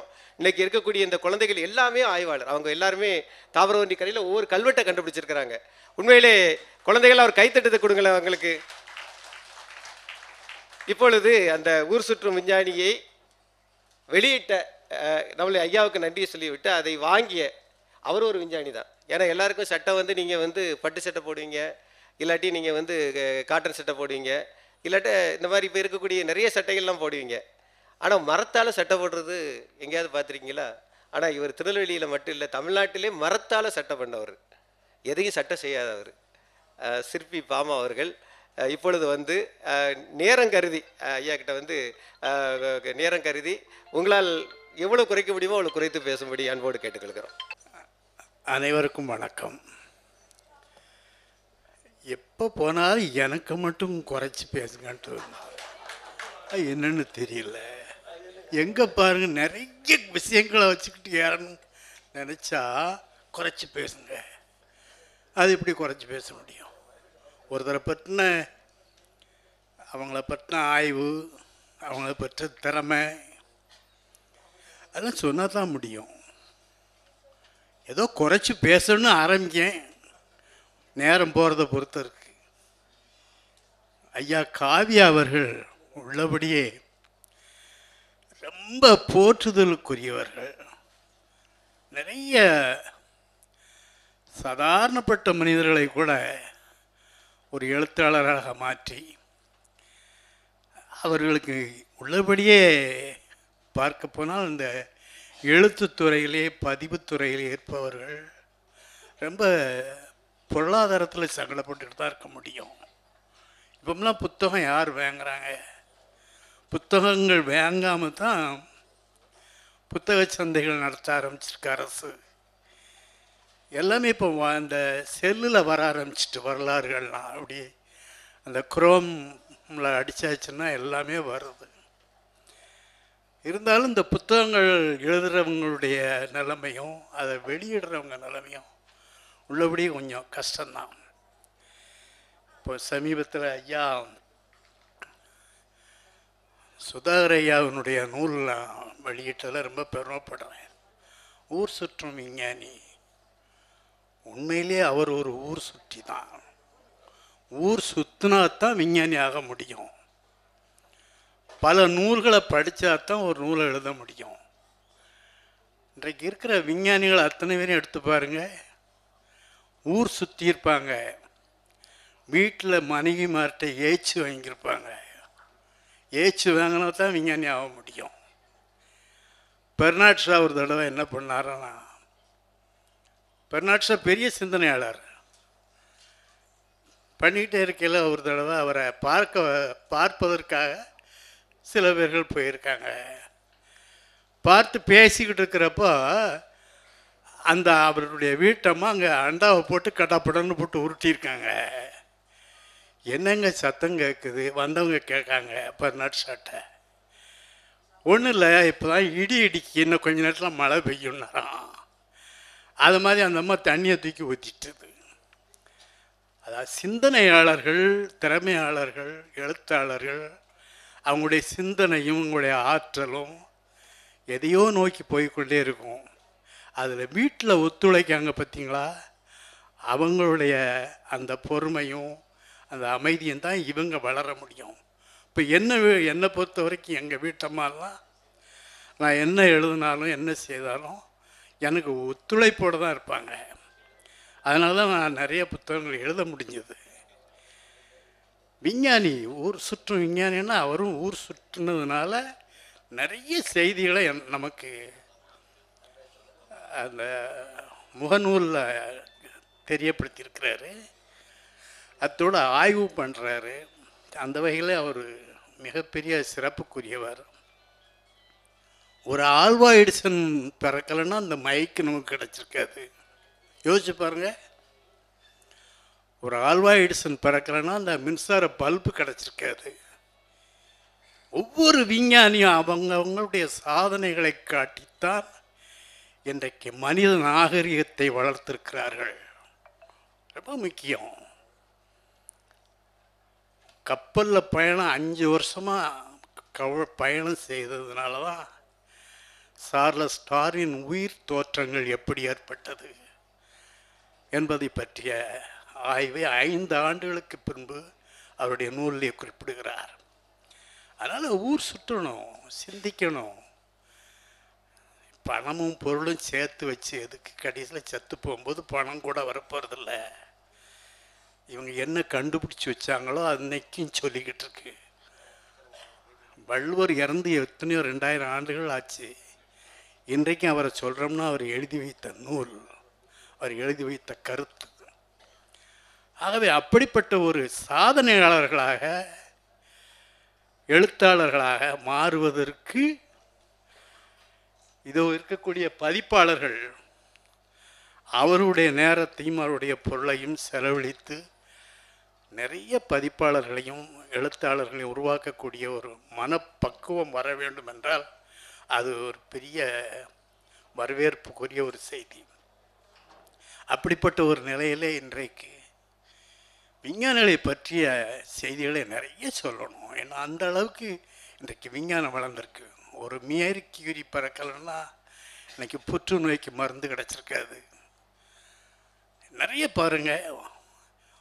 அந்த காலத்திலலாம் பார்த்திங்கன்னா நோய் வந்ததுன்னா அதுக்கு ஒரு காரணத்தை சொல்லி அது அந்த குற்றம் அந்த குற்றம், தேவையில்லாத குற்றங்கள் அதுகளை சொல்லி தான் பிழைப்பு வேறு நடத்தியிருக்காங்க அதை வச்சு. ஆனால் அதுக்குன்னு சில விஞ்ஞானிகள் தோன்றி மருந்து கண்டுபிடிச்சி இன்றைக்கு மனித சமூகத்தை வாழ வைக்கிற ஒரே நபர்கள் அவர்கள் தன்னை அழித்து கொண்டு மருந்து கண்டுபிடித்திருக்கிறார்கள். அவர்கள் தம்மை அழித்து கொண்டு மிகப்பெரிய பொருள்களை நமக்கு உதவி இருக்கிறார்கள். ஒரு ஆல்வா எடிசன் தோன்றவில்லை என்ற எத்தனை 1000க்கும் மேற்பட்ட பொருட்கள் அவர் கண்டுபிடித்து கொடுத்தது. குடும்பத்தை பற்றி அவங்க சிந்திக்கலை, பணம் சேர்க்கணுங்கிறத பற்றி அவங்க சிந்திக்கலை. ஆகவே எழுத்தாளர்களோ சிந்தனையாளர்களோ வளர்வதற்கு ஊக்கம் கொடுக்கக்கூடியது போன்ற பதிப்பாளர்கள் தான் அவர்களை வளர்த்து ஆளாக்குகிற ஒரு அந்த திறமையை, அந்த தன்னல கருதாத ஒரு சேவையை செய்கின்ற அவர்களை பாராட்டக்கூடியவர்கள் என்பதை இந்த மத்திலேயே கூறுகிறேன். அந்த அளவுக்கு அவர்களுடைய திறமையும் வளர்ச்சியும் பொருளாதாரத்தில் இன்னைக்கு செஞ்சுக்கிட்டு தான் இருப்பாங்க, வெளியில் தெரியாது. ஏன்னா நூல்கள் அந்த அளவுக்கு விற்பனை கிடையாது. நான்லாம் வாங்கின புக்குகளோட பாதி புக்கு படிப்பேன், பாதி புக்கு படிக்க நேரம் இருக்காது. ஆனால் படிப்பேன், எல்லா புக்கும் படித்து முடிச்சிருக்கேன். அதனால நிறைய புத்தகங்கள் எழுத முடிஞ்சது. ஆகவே இந்த அரங்கத்தில் இருக்கக்கூடிய அத்தனை பேர்களுமே எழுத்தாளர்களையும் சிந்தனையாளர்களையும் விஞ்ஞானிகளையும் ஊக்கப்படுத்த வேண்டும் என்று கேட்டுக்கொண்டு வாய்ப்புக்கு நன்றி கூறி விடைபெறுகிறேன். வணக்கம். ஐயா அவர்களுக்கு நினைவு பரிசு வழங்குவதற்காக நம்மளுடைய புவியியல் துறை தலைவர் சீனிவாசன் அவர்களை பொன்னாடை போர்த்தவும் நம்மளுடைய காவியா ஐயா அவர்களுக்கு நினைவு பரிசு வழங்கவும் கேட்டுக்கொள்கிறேன். ஐயா ஐயா வாங்க.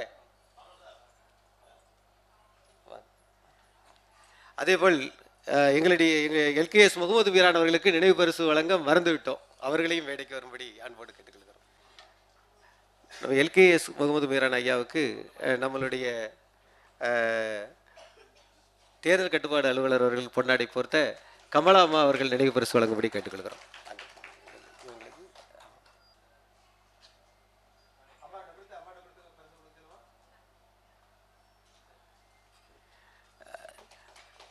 நேரம் கருதி கொஞ்சம் வேகமாகவே போக வேண்டியிருக்கு. இருந்தாலும் சில விஷயங்கள் சொல்லாமல் இருக்க முடியல. கமலா அம்மா உண்மையிலே சொல்லப்போனால் இன்றைக்கு எங்களுக்கு வயது முதிர்ந்த ஒரு பெரிய எழுத்தாளர் அப்படின்னு சொல்லலாம். தொல்காப்பியத்தில் வந்து அவங்க ரொம்ப விஷயம். அது காரணம் என்ன அப்படின்னு சொன்னால், அவருடைய குருவாக இருக்கக்கூடிய தமிழூரை தந்த, அதாவது ஒரு ஒரு எழுத்தாளர் வந்து ஒரு 100 ஏக்கர் இடம் வாங்கி அதை வந்து தமிழூர் அப்படின்னு சொல்லி பெயர் ஏற்றி, அதாவது தமிழுக்காக வாழ்ந்தவர் சாவேசு அவர்கள் அப்படின்னு வந்து ஆலங்குளம் போகிற வழியில் தமிழூர் அப்படின்னு ஒரு ஊர் வச்சுருக்கிறாங்க. அந்த அவர் வந்து உருவாக்கி நிறைய விஷயம் என்ன கூட காவியா ஐயா அவங்ககிட்ட அறிமுகப்படுத்தி, என்னோட புத்தகமே ஒரு 17 புத்தகத்தை காவியாவின் பதிப்பகமாக வெளியிட வச்சவர் அவர். இப்போ நம்ம நினச்சி பார்க்குறோம், அவருடைய சிஷ்யை தான் அம்மா, அவங்க சிஷ்யை தான் நம்ம கமலாம்மா. தொல்காப்பியத்தில் வந்து அந்த அளவுக்கு மிகவும் பெரிய ஒரு நிபுணர். அதோடு மட்டும் இல்லாமல் அவங்களுக்கு ஒரு நோயின் தாக்கத்தில் கிட்டத்தட்ட ஒரு 15-20 வருடத்துக்கு முன்னால் வந்தது. அந்த நோயை கூட தமிழ் காப்பாற்றி விட்டுட்டு இப்போ வந்து இன்றைக்கும் யாருக்கும் பயப்படாமல் அவங்க வந்து 20 வருடமாக போராட இல்லை, அதாவது தெளிந்த முகத்தோடு வந்துக்கிட்டு இருக்காங்க. இன்னைக்கு காவியா வந்து அவங்களுக்கு ஒரு சிறப்பு பரிசே இன்னைக்கு கொடுக்கணும்னு சொல்லி முடிவு பண்ணியிருக்காங்கன்னா அதுக்கு காரணம் அவங்களுடைய தொல்காப்பிய மோகம். அந்த புத்தகத்தை வெளியிட்ட அன்பு தங்கை தமிழாசிரி மகாலட்சுமி, மேட்டமலை அரசு நடுநிலைப்பள்ளியுடைய தமிழாசிரி அவர்களை அன்போடு மேடைக்கு வரும்படி அழைக்கிறோம். அரங்கம் நிறைந்த ஆற்றல் மிக்க அறிஞர் பெருமக்கள் அனைவரையும் வணங்கி, விரி காவிரி இடையோடும் வடவேங்கடம் தலையாய் கரிகாலனும் கவின்பாண்டியும் கடுஞ்சேரனும் மகவாய் விரிந்தாண்டுமே வியப்பூட்டிய விளையே இலா தமிழே சரிவாயனின் சரிவாகுமே சமமாக்கும் என் உயிரே. தமிழுக்கு என் முதல் வணக்கம். ஐயா குலசாமியை பற்றி ரொம்ப அற்புதமாக நெகிழ்ச்சியான அந்த பேச்சை கேட்டதுலேருந்து, அந்த குலசாமிகள் வந்து பெண்களுக்கு ஒரு வரப்பிரசாதம். 2 குலசாமி எங்களுக்கு அப்படி தானே, கணவன் வீட்டில் ஒன்று, பிறந்த வீட்டில் ஒன்று. இது ரொம்ப சந்தோஷமாக இருந்துச்சு. ரொம்ப அந்த குலசாமிகளை வந்து நாம் எப்படி கொண்டாடணும் அதை பற்றி ஒரு விரிவான ஒரு கட்டுரை எழுதி ஒரு நூலை வெளியிடுறது அப்படிங்கிறது எவ்வளோ பெரிய விஷயம். ஐயாவுடைய திருவடிகளை வணங்குகிறேன். ஐயாவுக்கு குலசாமி யாருன்னு தெரியுமா? அவங்க சித்தப்பா தான் கவ்வி பிடித்து இழுத்து வந்து இத்தனை தூரம் இவர் அந்த அளவுக்கு கொண்டு வந்திருக்காங்க இல்லையா. அந்த குலசாமியை அவர் தத்ரூபமாக நம்ம முன்னாடி அவ்வளோ நிகழ்ச்சியாக பேசி இது மனசுக்கு ரொம்ப சந்தோஷமாக இருக்கிறது. அடுத்தது நம்ம கமலாமாவை எனக்கு எப்படி தெரியும் அப்படின்னா, கொரோனா காலகட்டத்தில் நான் சாத்தூர் ஊரை சேர்ந்தவள். சாத்தூரில் கலை இலக்கிய பெருமன்றத்தில் உறுப்பினராக இருக்கேன். அப்போது கமலாமாவை சந்திக்க நேர்ந்தது. முதல் கூட்டத்திற்கு போகிறேன். வயதான பெண்மணியாக உட்காந்துருக்காங்க. என்னடா இப்படி இவ்வளவு வயசான பாட்டி வந்து உட்காந்துருக்காங்களே, நானும் பாட்டி ஆகிட்டேன். இருந்தாலும் அவங்கள பார்க்கும்போது எனக்கு 36 அடுத்து ஓய்வு பெற வயது தான். பார்க்கும்போது இப்படி இருக்காங்களே, நடமாடும் ஔவையாராக வந்து உட்காந்துருக்காங்களோ அப்படிங்கிற ஒரு எண்ணத்தில் அவங்க கூட பக்கத்தில் இருந்து கேட்டு, என்னம்மா இப்படி உட்காந்துருக்காங்க, இவங்க யார் அப்படின்ட்டு. அவங்க தான் எல்லா விஷயம் சொன்னாங்க. அவங்கள பார்த்த அவங்களோட பேசுனேன்னு வச்சுக்கோங்க, நீ வேற இடத்துக்கே போக மாட்டேன், அவங்க கூடயே நீ போயிடுவ. ஆனால் அவ்வளவு திறமைகள் தன்னிடம் தொல்காப்பியத்திலே துளைத்து எத்தனையோ விஷயங்கள் இதுவரைக்கும் நிறைய கட்டுரைகள் 205 கட்டுரைகள் வாசித்து இது பண்ணியிருக்காங்க, பதிவு செஞ்சுருக்காங்க. 40க்கு மேல் விருது வாங்கியிருக்காங்க. ஒரு சாதாரண இடைநிலை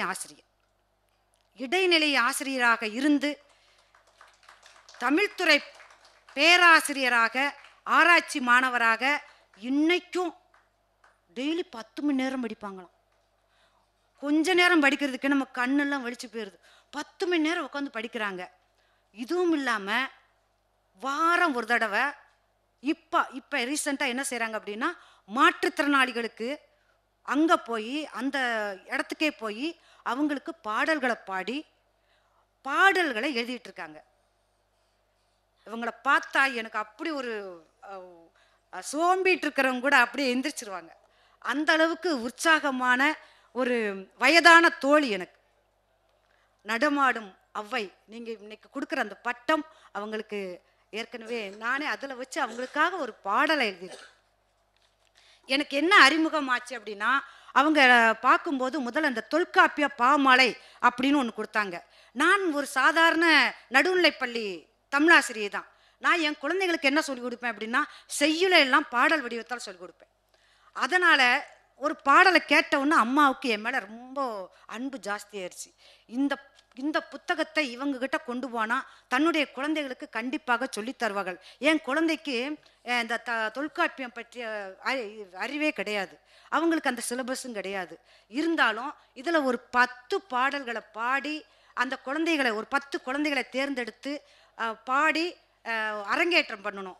எங்கள் சாத்தூர் ஒன்றியத்தில் இருக்கிற பிஎஸ்என்எல் கல்லூரியில் பிஎட் கல்லூரியில் அரங்கேற்றம் பண்ணணும். அதனுடைய இந்த படத்தை அந்த குழந்தைகள் ஆடி பாட, அவங்க ஆட நான் பாட, நான் ஆட அவங்க ஆட, இப்படி அந்த ஒரு கொலாபரேஷன் நடந்துச்சு. அந்த ஒரு நிகழ்வை எனக்கு ஒரு அற்புதமான ஒரு வடிவமாக அந்த படத்தை போட்டது ரொம்ப சந்தோஷம். பார்த்த உடனே எனக்கு அவ்வளோ ஒரு சந்தோஷமாக இருந்துச்சு. நன்றி கமலாம்மா, என்றென்றும் உங்களுடைய திருவடியை வணங்குகின்றேன். எனக்கு அந்த அம்மாவுடைய பாட்டு தொல்காப்பிய பாமாலை இது எல்லாருக்கும் போய் சேரணும். அவ்வளவு ஈஸியாக எளிமையாக மிக மிக அற்புதமாக ஒரு காலத்தில் நம்ம நன்னூல் தொல்காப்பியம் அப்படின்னு என்ன செய்வோம், இதெல்லாம் யார் தான் மனப்பாடம் பண்ணுறது அப்படிங்கிற ஒரு சிந்தனை வந்துடும். மனப்பாடம் பண்ண முடியாத ஒரு சூழ்நிலை. ஆனால் இதில் மட்டும் படித்தோம்னு வச்சுக்கோங்களேன், அவ்வளவு அற்புதமான ஈஸியாக குழந்தைகளுக்கு போய் சென்றடையக்கூடிய பாடல்கள் நிறையா இருக்குது. இதில் ஒவ்வொரு துறைக்கும் ஒவ்வொரு என்னென்ன கருப்பொருள் உரிப்பொருள் என்னென்னலாம் இருக்குது பாடல் வடிவத்தில் கொடுத்துருக்காங்க இந்த நூலில். இதில் இருந்து தான் அவங்கள எனக்கு ரொம்ப அறிமுகமாச்சு. அதில் ஒரு பாடலை மட்டும் நான் இப்போ உங்கள்கிட்ட பாடி காட்டுறேன். அதாவது பாலை அப்படிங்கிற திணையில் பிரிதல்னு ஒன்று வரும். அந்த பிரிதலை அம்மா எப்படி எழுதியிருக்காங்க, எந்த மெட்டில் பாடியிருக்காங்க அப்படிங்கிறத அந்தது.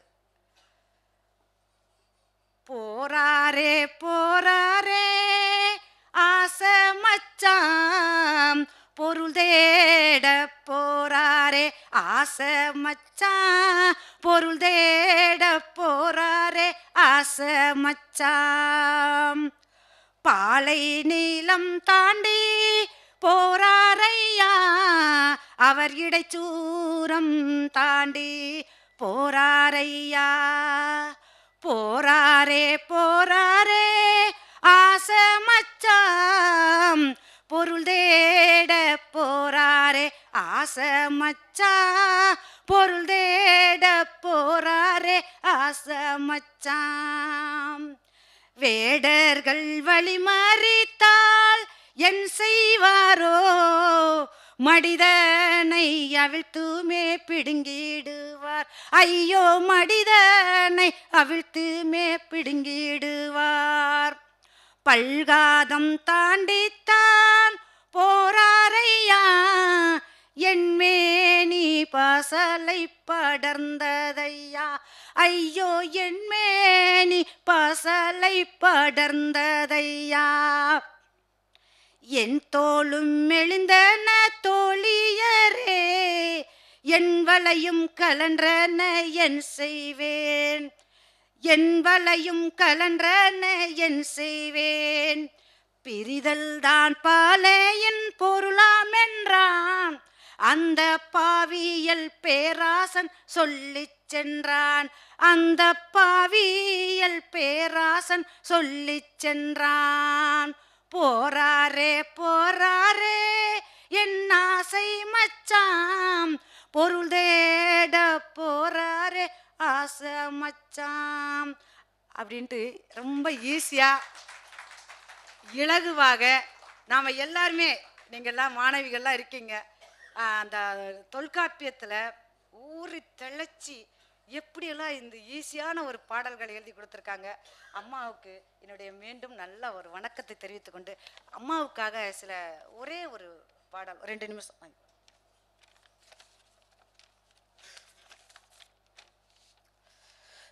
பூத்ததம்மா பூத்ததம்மா கமலம் என்ற பூவு, தொல்காப்பியத்தில் தொலைந்து விட்ட புதுமையான மாது. ஆசிரிய பணிக்கே அர்ப்பணித்த இதயம், ஆளுமையை வளர்த்து கொண்ட அன்பு கொண்ட நெஞ்சம். பூத்ததம்மா பூத்ததம்மா கமலம் என்ற பூவு, தொல்காப்பியத்தில் தொலைந்து விட்ட புதுமையான மாது. பெற்ற விருது கொஞ்சமில்லை பெருமையோடு சொல்வோம். தொல்காப்பிய செல்வி என்று பெருமையோடு சொல்வோம்.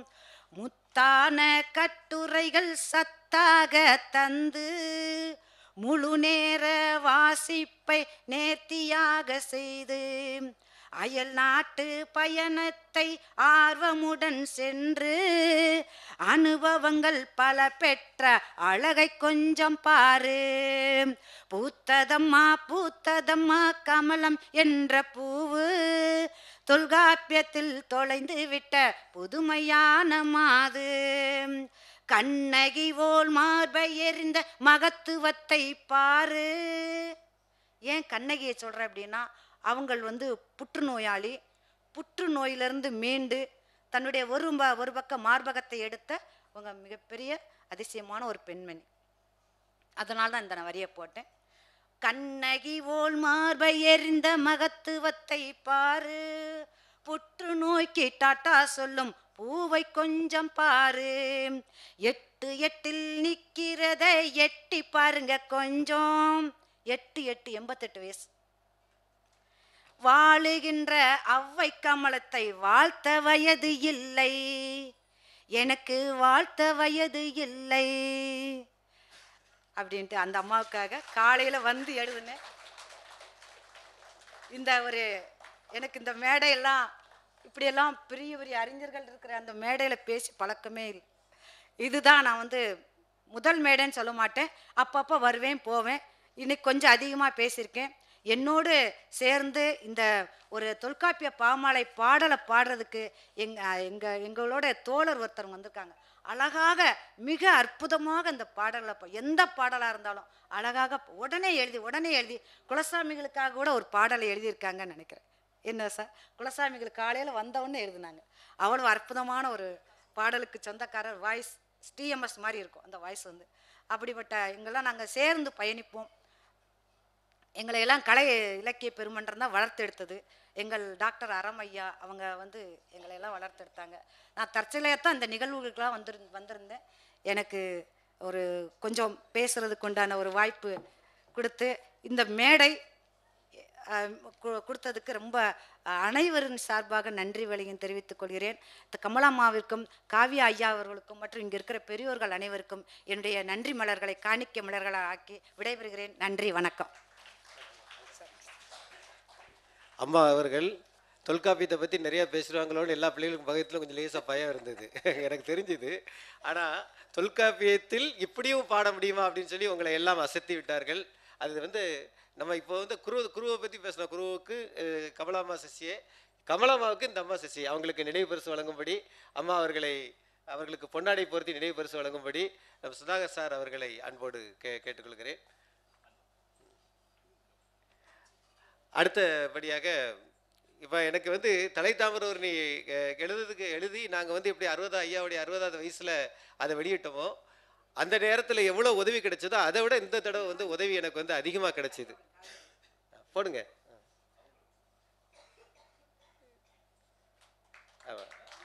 அம்மாட்ட கொடுத்து நினைவு பரிசு கொடுத்துருங்க. அப்படி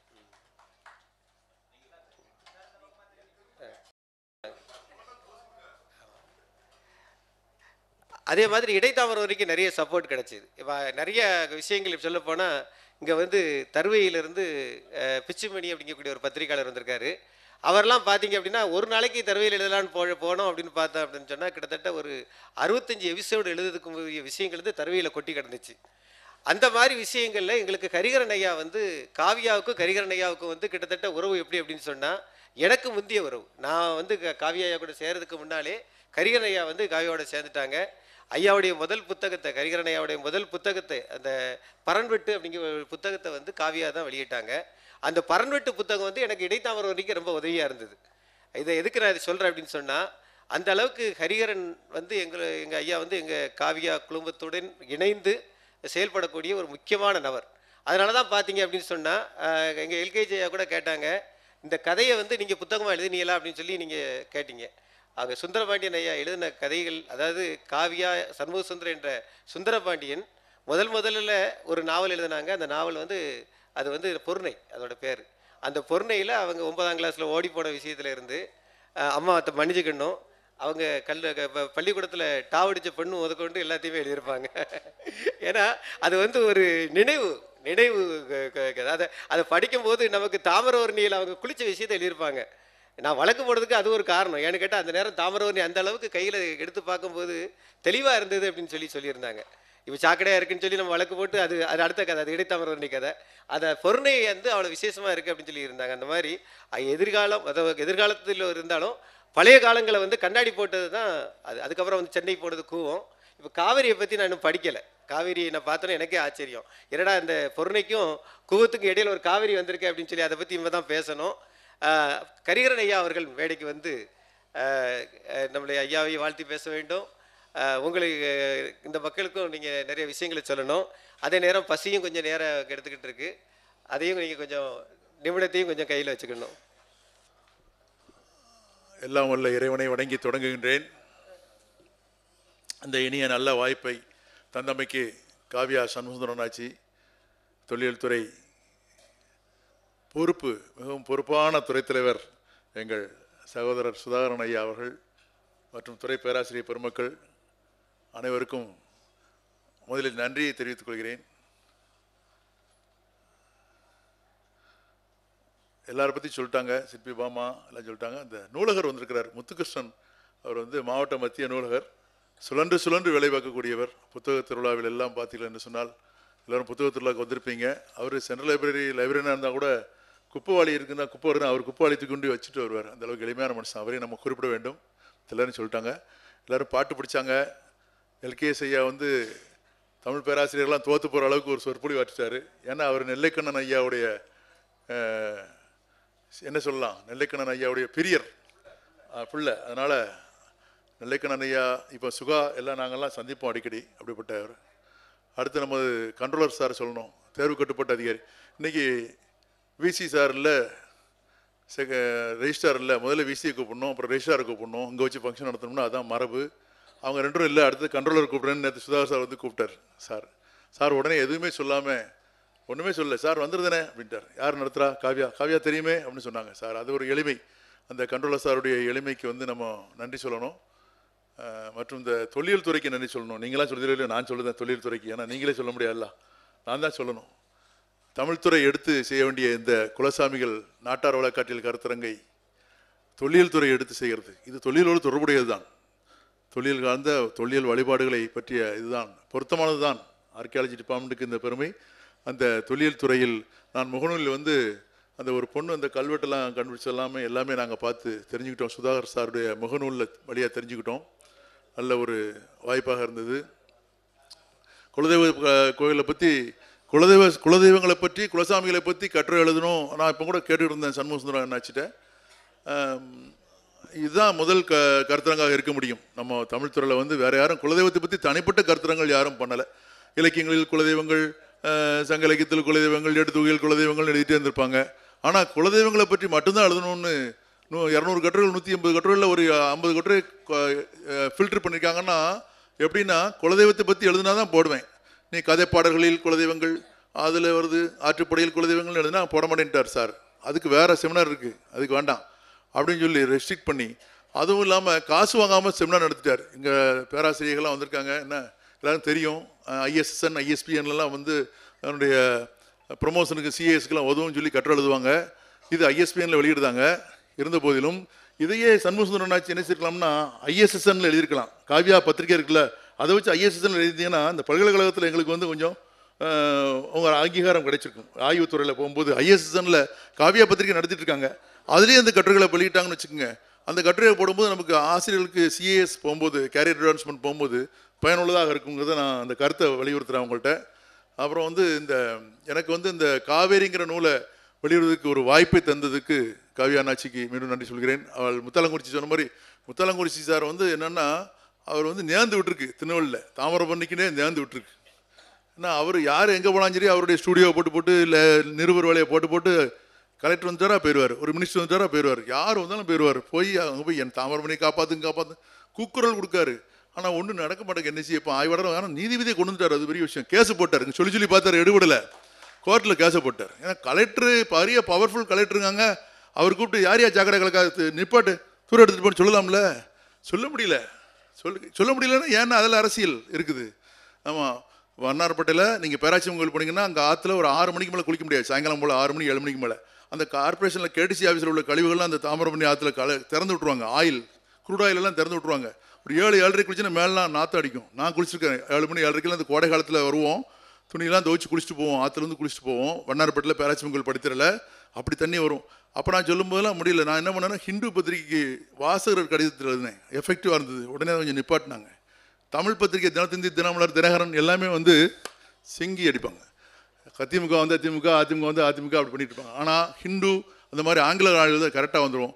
அது மாதிரி தாமிரபரணியை காப்பாற்ற பாடுபடுவது மட்டுமல்ல, தலைத்தாமிரபரணி முடித்து இப்பொழுது இடைத்தாமிரபரணி எழுதிக்கிறார். தகவல் சேகரிப்பு, கடுமையான களப்பணி, தகவல் சேகரிப்பு. ஒரு பொண்ணு, ஒரு ஆய்வாளர் வந்திருக்காங்க, வைடூரியம்மாட்ட பண்ணுறாங்களாம். அவங்க சொன்னாங்க தாமிரபரணி ஏதோ புறணை நதிக்கரையில் உள்ள இது பண்ணுது, நீ பண்ணணும்னா நீ தாமிரபரணி புத்தகத்தை வாங்கி படிமா ஆன்னு சொல்லி சொன்னேன். அதை வாங்கி படிச்சேன்னா அவர் நீ செய்ய வேண்டிய ஆய்வெல்லாம் அவர் எழுதி முடிச்சிட்டாரு, இப்போ இதை ரெஃபர் பண்ணிக்குமா அப்படின்னு நான் சொன்னேன். அந்த மாதிரி ஒரு பல்வேறு ஆய்வாளர்கள் செய்ய வேண்டிய காரியங்களெல்லாம் இவங்க செய்துட்ருக்காங்க. இந்த இலக்கிய மாமணி விருது நேற்று சுதாகர் சார் சொல்லியிருந்தார், செமினார் நடத்தணும் ஐயாவுக்கு இலக்கிய மாமணி விருது கொடுத்தாங்க. இது ரொம்ப காலம் தாமதம், அவர் நிறைய செய்துட்டார். அவருக்கு என்ன விருது கொடுத்துருக்க வேண்டும் என்று சொன்னால் பதிப்பு செம்மல்னு ஒரு விருது கொடுத்துருக்கணும் இல்லையா? பதிப்பு செம்மல்னு ஒரு விருது கொடுத்துருக்கணும் தமிழ்நாடு அரசு. அதை ரெக்கமெண்ட் பண்ணதுக்கு ஆள் இல்லை. அவர் போய் கேட்க மாட்டார். அவர் கொஞ்சம் கௌரதி பிடிச்சாள், காவியா இருந்துச்சு வந்து கௌரதி பிடிச்சாள். நான் போய் கேட்கணுமா அவன்கிட்ட போய் கொடுத்தா வாங்குதல்லாம் இடியா அப்படிம்பார். அது மாதிரி இப்போ வந்து பதிப்பு செம்மல்னு நம்மளே சொல்லலாம். ஐயா வந்து பதிப்பு செம்மல்னு நம்ம குறிப்பிட வேண்டும்.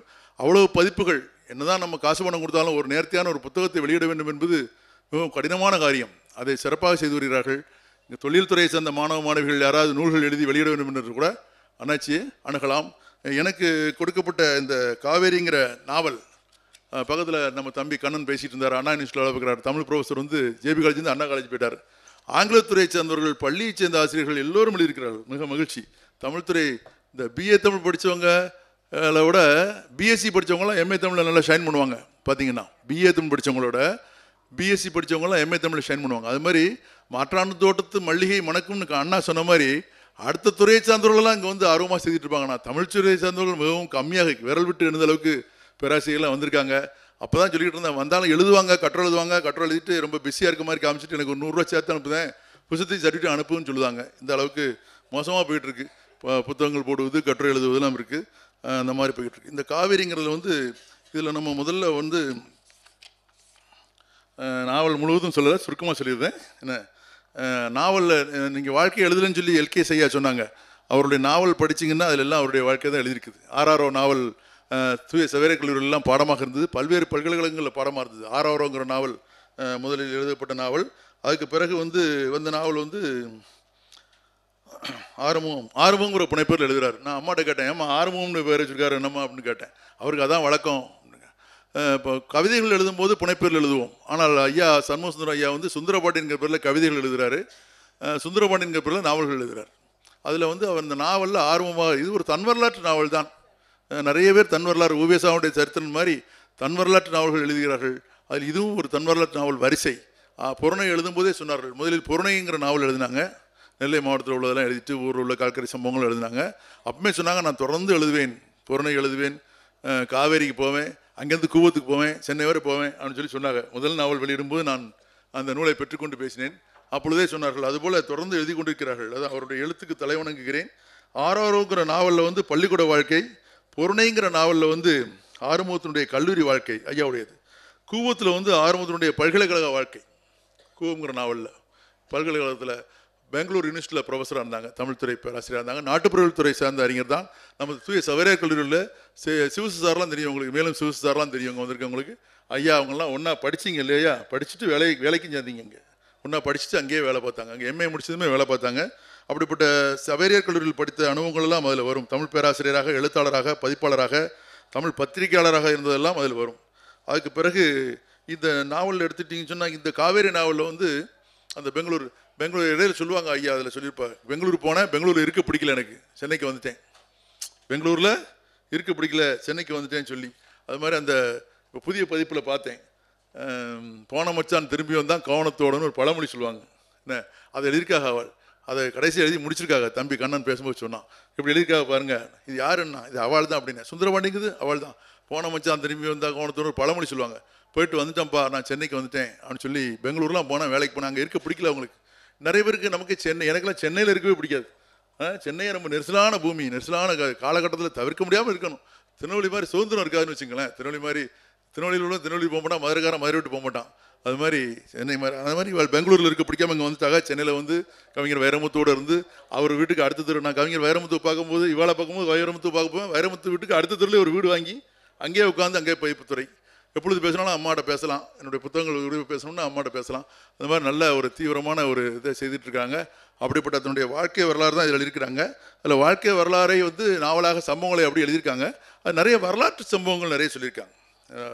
ஒரு சில உதாரணங்கள் வேணால் நான் சொல்லலாம். நேரம் கருதி ரொம்ப நேரமாயிட்டுங்கிறனால அதில் உள்ள பெங்களூரில் வந்து இருக்கக்கூடிய அந்த கர்நாடகத்துக்காரனுடைய தண்ணி பிரச்சனை, திரைத்துறையினுடைய போராட்டங்கள் எல்லாவற்றையும் அதில் பதிவு செய்திருக்கிறார்கள். நான் ஒவ்வொன்றாக ஒன்று சொல்ல விரும்பவில்லை, சுருக்கமாக சொல்லி நிறைவு செய்து கொள்கிறேன். இந்த வாய்ப்பை தந்தமைக்கு நன்றி கூறி விடைபெறுகிறேன். நன்றி, வணக்கம். சுருக்கமாக முடிச்சுட்டாங்க. ஏன்னா நிறையா குறிப்புகள் வச்சுருந்தாங்க. எப்படியும் அந்த குறிப்புகள் பற்றி பேசினாங்கன்னா எப்படி இன்னொரு 1 மணி நேரம் அது கண்டிப்பாக நமக்கு தேவை. ஏற்கனவே பேராசிரியர் அவங்களுக்கு வந்து நினைவு பரிசு வழங்கும்படி இப்பொழுது நம்மளுடைய தேர்தல் கட்டுப்பாடு அலுவலர்களை பொன்னாடை போற்றி நினைவு பரிசு வழங்கும்படி கேட்டுக்கொள்கிறேன். ஐயா அவர்கள் வந்து நிறைய வேலைகள் இருக்கிறதால் நம்ம மேடையில் அமர்ந்து நமக்கெல்லாம் உற்சாகப்படுத்திக்கிட்டு இருக்காங்க. அவங்கள வந்து நம்ம அனுப்பக்கூடிய காலம் வந்து விட்டது. இருந்தாலும் இப்போ ஒரு மேடையில் இருப்பவர்களுக்கு நினைவு பரிசு வழங்கிவிட்டு அவர்களை பேச வைத்து விடலாம் என்று நினைக்கிறோம். முதல் முறையாக அடுத்த இடமா டக்குன்னு இந்த நிகழ்ச்சியை செம்மையாக நமக்கு இங்கே நடத்தி கொண்டு இருக்கக்கூடிய சுதாகர் ஐயா அவர்களுக்கு இப்பொழுது நினைவு பரிசும் பொன்னாடி வழங்கப்படுகிறது.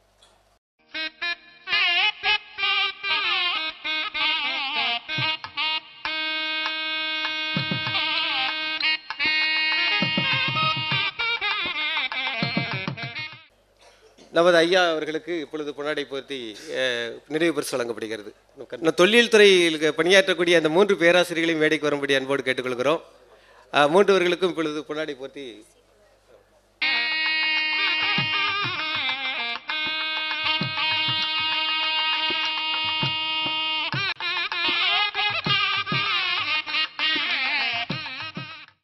முருகன் ஐயா, மதிவாணன் ஐயா, அப்புறம் சந்தியா மேடம் 3 பேரும் மேடைக்கு வரும்படி உங்களை அன்போடு கேட்டுக்கொள்கிறோம். அவர்களுக்கு இப்பொழுது முறையாக நினைவு பரிசு வழங்கப்படுகிறது. நினைவு பரிசும் பொன்னாடியும் தொல்லியல் துறையினுடைய உதவி பேராசிரியர் முருகன் ஐயா அவர்களுக்கு இப்படி பொன்னாடை போர்த்தி கௌரவிக்கப்படுகிறார். மதிவாணன் ஐயா அவர்களுக்கு இப்பொழுது பொன்னாடை போர்த்தி கௌரவம் செய்யப்படுகிறது. அவர்களுக்கு நினைவு பரிசும் வழங்கப்படுகிறது.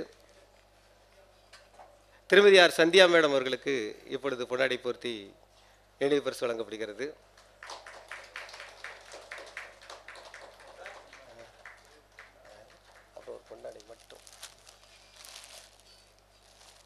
நம்மளுடைய புவியியல் துறையினுடைய துறைத் தலைவர் சீனிவாசன் ஐயா அவர்களுக்கு பொன்னாடை போர்த்தி கௌரவம் செய்யப்படுகிறது. இந்த நிகழ்ச்சியினுடைய மற்றொரு நிகழ்ச்சியாக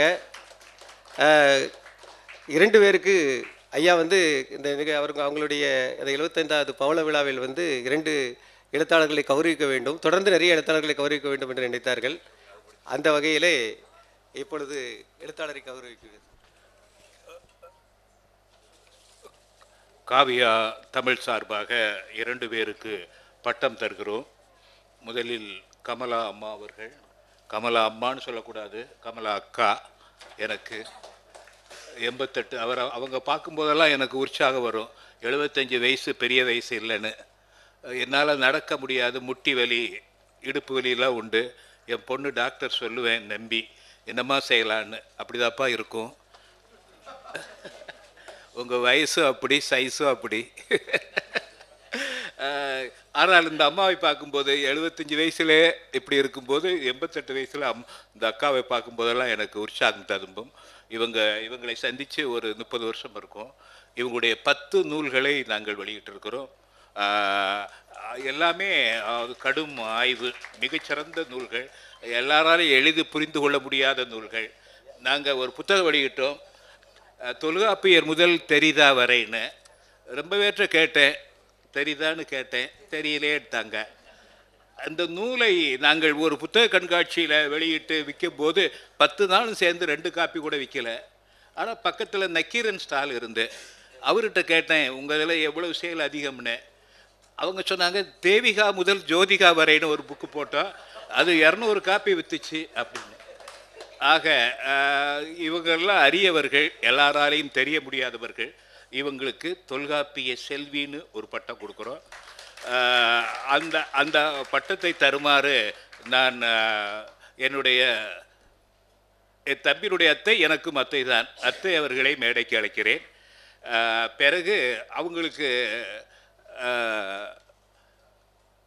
பணமுடிப்பு 10,000 ரூபாய் நாங்கள் காசோலை தருகிறோம். அதற்கு என் மனைவியை அழைக்கிறேன், ஏன்னா அவள் தான் காசோலை வச்சிருக்கிறவங்க. அது மட்டுமல்ல, முத்துலட்சுமி, அதனால் அவங்களுடைய இதாக இருக்கும், ஃபைனான்ஸ் மினிஸ்டர். பிறகு பிறகு இந்த பொன்னாடை பொருத்துவதற்கு என் தம்பி முருகேசன் மேடைக்கு அழைக்கிறேன்.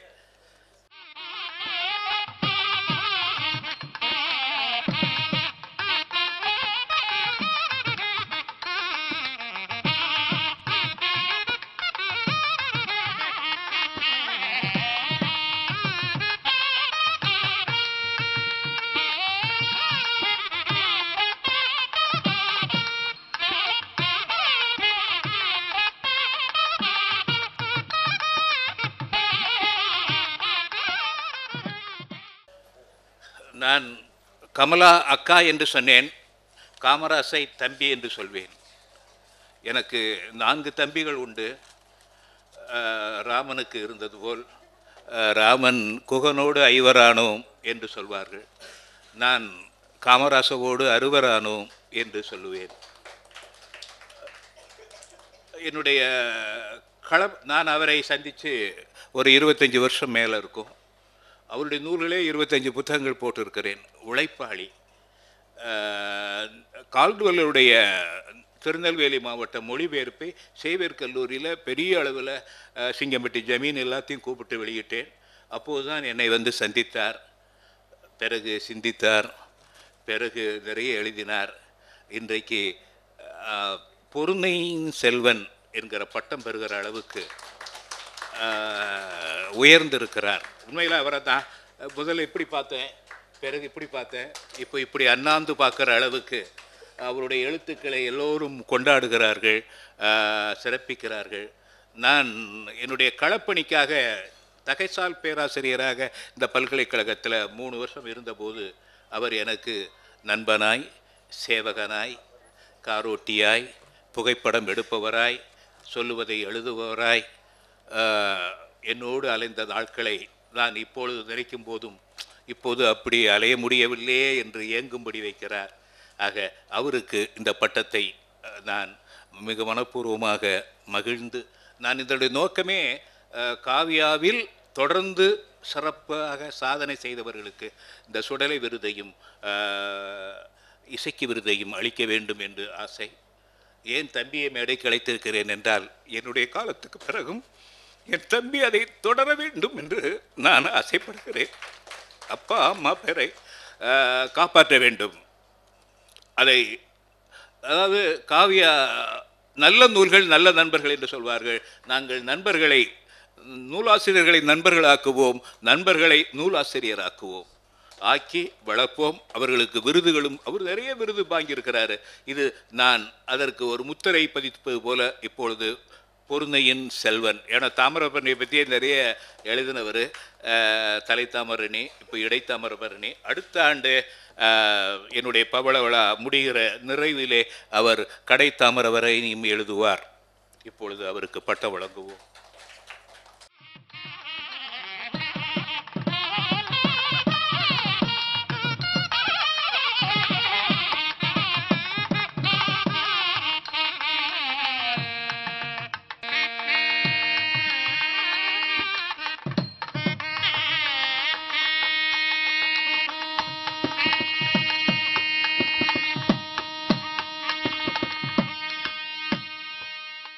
நம்மளுடைய தேர்தல் கட்டுப்பாடு அலுவலர் அவர்கள் சிறப்புரையாற்றும்படி அன்போடு மேடை கிடைக்கிறோம். வழிபடு தெய்வம் நிற்புறம் காப்ப என்கிற தொல்காப்பியரின் எண்ணம் பெரும்பான்மையும் குலதெய்வங்களை அடிப்படையாக வைத்தே எழுந்தது என்கிற கருத்தை பதிவு செய்து, புத்தகத்தின் வாசனையே தன்னுடைய உயிர் மூச்சாக கொண்டு தன்னுடைய வாழ்நாளை நீட்டித்து கொண்டிருக்கிற காவியா அவர்களுக்கும், அவர்களின் சுவாசத்தில் கலந்த நமது பல்கலைக்கழகத்தின் தொல்லியல் துறையினர், துறைத் தலைவர், ஆசிரியர்கள், மாணவர்கள் என்கிற அத்துணை பேருக்கும், இந்த அரங்கிலே விட்டிருக்கிற பெரியோர்கள், சான்றோர்கள் என அத்துணை பேருக்கும் தலையார்ந்த வணக்கம் சொன்னேன். தமிழ் இலக்கியத்திலே பயண இலக்கியம் என்று ஒரு இலக்கிய வகைமை உண்டு. அதைப்போல் சுயசரிதை எழுதுகிற ஒரு இலக்கிய வகைமை உண்டு. இரண்டு இலக்கிய வகைமையும் ஒன்றாக்கி ஒரு புதிய இலக்கிய வகைமையை தோற்றுவித்திருக்கிறார் காவியா அவர்கள். தன்னுடைய பயணத்தை அடிப்படையாக கொண்டு பயணத்தின் வழியாக தான் வாழ்ந்த இடங்களின் வரலாற்றையும் தன் வரலாற்றையும் சேர்த்து பயண நூல்கள் என்று பிறர் எழுதியதை மட்டும் எழுதாமல் தன்னுடைய வாழ்க்கை வரலாற்றையும் தான் வாழ்ந்த இடத்தினுடைய வரலாற்றையும் சேர்த்து இரண்டு இலக்கிய வகைமையிலும் இருந்து ஒரு புதிய இலக்கிய வகைமையை தோற்றுவித்து தாமிரபரணி, காவிரி, பொருணை என்ற நூல்களை தந்திருக்கிற ஒரு புதிய இலக்கிய வகைமையில் நூல்களை தமிழுக்கு வளம் சேர்த்திருக்கிற காவியா அவர்களுடைய பங்களிப்பு வாழ்த்திற்கும் பாராட்டிற்கும் உரியது. அவர் இந்நாளில் இங்கு விருது வழங்கியமையும் வெளியிட்ட நூல்களை பெறுவதற்காக அழைத்திருந்தவர்களையும் அவர்களுக்கு மரியாதை செய்யும் விதமாக அவர்களுடைய தலைமை பண்பு கருதி அவர்களுக்கு இந்த மரியாதையை செய்திருக்கிறார்கள். இதுவும் பாராட்டத்தக்கது. அது மட்டுமல்லாமல் இங்கே பேசிய ஆசிரியை பெண்களுக்கு வரம் 2 குலசாமிகள் என்று பேசினார். பெண்களுக்கு 2 வரம் குலசாமிகள் மட்டுமல்ல, பெண்களே குலசாமிகளாக மாறி 3 குலசாமிகளாக மாறுகிறவர்களும் உண்டு. பெண் தன் வயிற்று சுமையை இறக்கி வைக்க முடியாமல் இறந்து போகிற போது சாலையோரங்களில் நடந்து தலைச்சுமையோடு நடந்து செல்கிறவர்கள் தன்னுடைய சுமையை இறக்கி வைப்பதற்கு சுமைதாங்கிகள் கட்டப்பட்ட காலங்கள் இருந்தன. எனது சிறுவயதில் சுமைதாங்கியில் தலை சுமையை இறக்கி வைத்திருக்கிறேன். ஆனால் இன்றைக்கு அவைகளெல்லாம் சாலையோரங்களில் ஆக்கிரமிப்பு என்று சொல்லி அகற்றப்பட்டு சாலைகள் விரிவாக்கப்பட்டு விட்டன. ஆனால் இந்த தலைமுறைக்கு சுமைதாங்கிகளை பற்றி என்ன என்றால் தெரியாது. ஏன் இந்த சுமைதாங்கிகள் எழுந்தன, எப்படி எழுந்தன, அதன் வரலாற்று பின்னணி என்ன என்று யாருக்கும் தெரியாது. அப்படி சுமைதாங்கிகளாக பெண்களே குலதெய்வங்களாக மாறிப்போன 3வது ஒன்று பெண்களுக்கு உண்டு, இது ஆண்களுக்கு இல்லை என்று சொல்லி வாழ்க்கை வரலாற்றில் பல்வேறு இடங்களுக்கு பயணித்து ஒரு புதிய இலக்கிய வகைமையை தோற்றுவித்த காவியா அவர்கள் ஒவ்வொருவருக்கும் ஒரு குலசாமி இருக்கிறது. பெண்கள் 3 குலசாமிகள் ஆகிறார்கள். ஆனால் அவர் நம் எல்லோரையும் சேர்த்து நம்ம குலசாமிகள் என்று எழுதியிருக்கிறார். என் குலசாமி என்று அவருடைய குலசாமியை பற்றி அவர் எழுதவில்லை. இந்த மண்ணில் வாழுகிற எல்லோருக்கும் உரிய குலசாமிகளை, நம்ம அத்தனை பேருக்கும் உரிய குலசாமிகளை நம்ம குலசாமிகள் என்று எழுதியிருக்கிறார் நூலை. அந்த நூலை வெளியிட்டதற்கு தலைப்பு நம்ம குலசாமிகள், என் குலசாமிகள் என்று வைக்காமல், இதற்கு காரணம் அவருடைய பயணமும் பல்லிடத்தில் வாழ்ந்த தன்மையும் பல இடங்களில் பல்வேறு கலாச்சார மக்களோடு பழகியமையும் இந்த பண்பை பெற்று நம்ம குலசாமிகள் என்று நம்ம நெல்லை என்று பெயர் வைக்காமல், நம்ம சென்னை என்று பெயர் வைக்காமல் நம்ம குலசாமிகள் என்று பெயர் வைத்திருப்பது ஒரு பாராட்டுக்குரியது. நாட்பழி மறந்த கந்து என்று சங்க இலக்கியத்தில் ஒரு தொடர் உண்டு. அன்றாடம் ஒரு இடத்தில் வாழ்ந்து அவ்விடத்திலிருந்து இன்னொரு இடத்திற்கு இடம்பெயர்ந்து செல்லுகிற இனக்குழுக்களுடைய வாழ்க்கை முறையில் மரங்களை வழிபடுகிற வாழ்க்கை முறை இருந்தது. அதிலும் ஆலமரத்தை வழிபடுகிற வாழ்க்கை முறை இருந்தது. ஆலமரத்தை தான் ஆலமர் செல்வன் என்றும் முக்கன் நீல மணிமிடற்றன் என்றும் முக்கட் செல்வன் என்றும் என்று சங்க இலக்கியத்திலே முன்னோர்கள் பேசினர். அந்த முன்னோர்கள் இனக்குழுக்களாக ஓரிடத்திலிருந்து இன்னொரு இடத்திற்கு நகர்ந்து செல்லுகிற போது, அவர்கள் மீண்டும் ஓரிடத்தில் தங்குகிற போது, அவ்விடத்தில் ஆலமரம் இல்லாத நிலையில் ஆலமரம் எங்கிருக்கிறதோ அங்கிருந்து அந்த ஆலமரத்தினுடைய ஒரு கட்டையினை வெட்டி வந்து நட்டு அவற்றை வழிபடத் தொடங்கினார்கள். அப்படி வழிபட்டவர்கள் நாளடைவில் அந்த இடத்திலிருந்து மீண்டும் இடம்பெயர்கிற போது அந்த கந்து அந்த கட்டை அப்படியே விடப்பட்டு சென்றது. அப்படி நடப்பட்ட கட்டை கந்து என்றும் தறி என்றும் சங்க காலத்திலே வழங்கப்பட்டது. அந்த கந்தும் தறியும் பிற்காலத்தில் லிங்கம் என்று சொல்லப்பட்டது. இந்த கந்தை அன்றாடம் மெழுகிட்டு வணங்கிய இனக்குழு மக்கள் மீண்டும் அவ்விடத்திலிருந்து இடம்பெயர்கிற போது அந்த கந்தை அப்படியே விட்டுவிட்டு சென்று விடுகிறார்கள். மீண்டும் இன்னொரு இடத்தில் அதை உருவாக்கி கொள்ளுகிறார்கள்.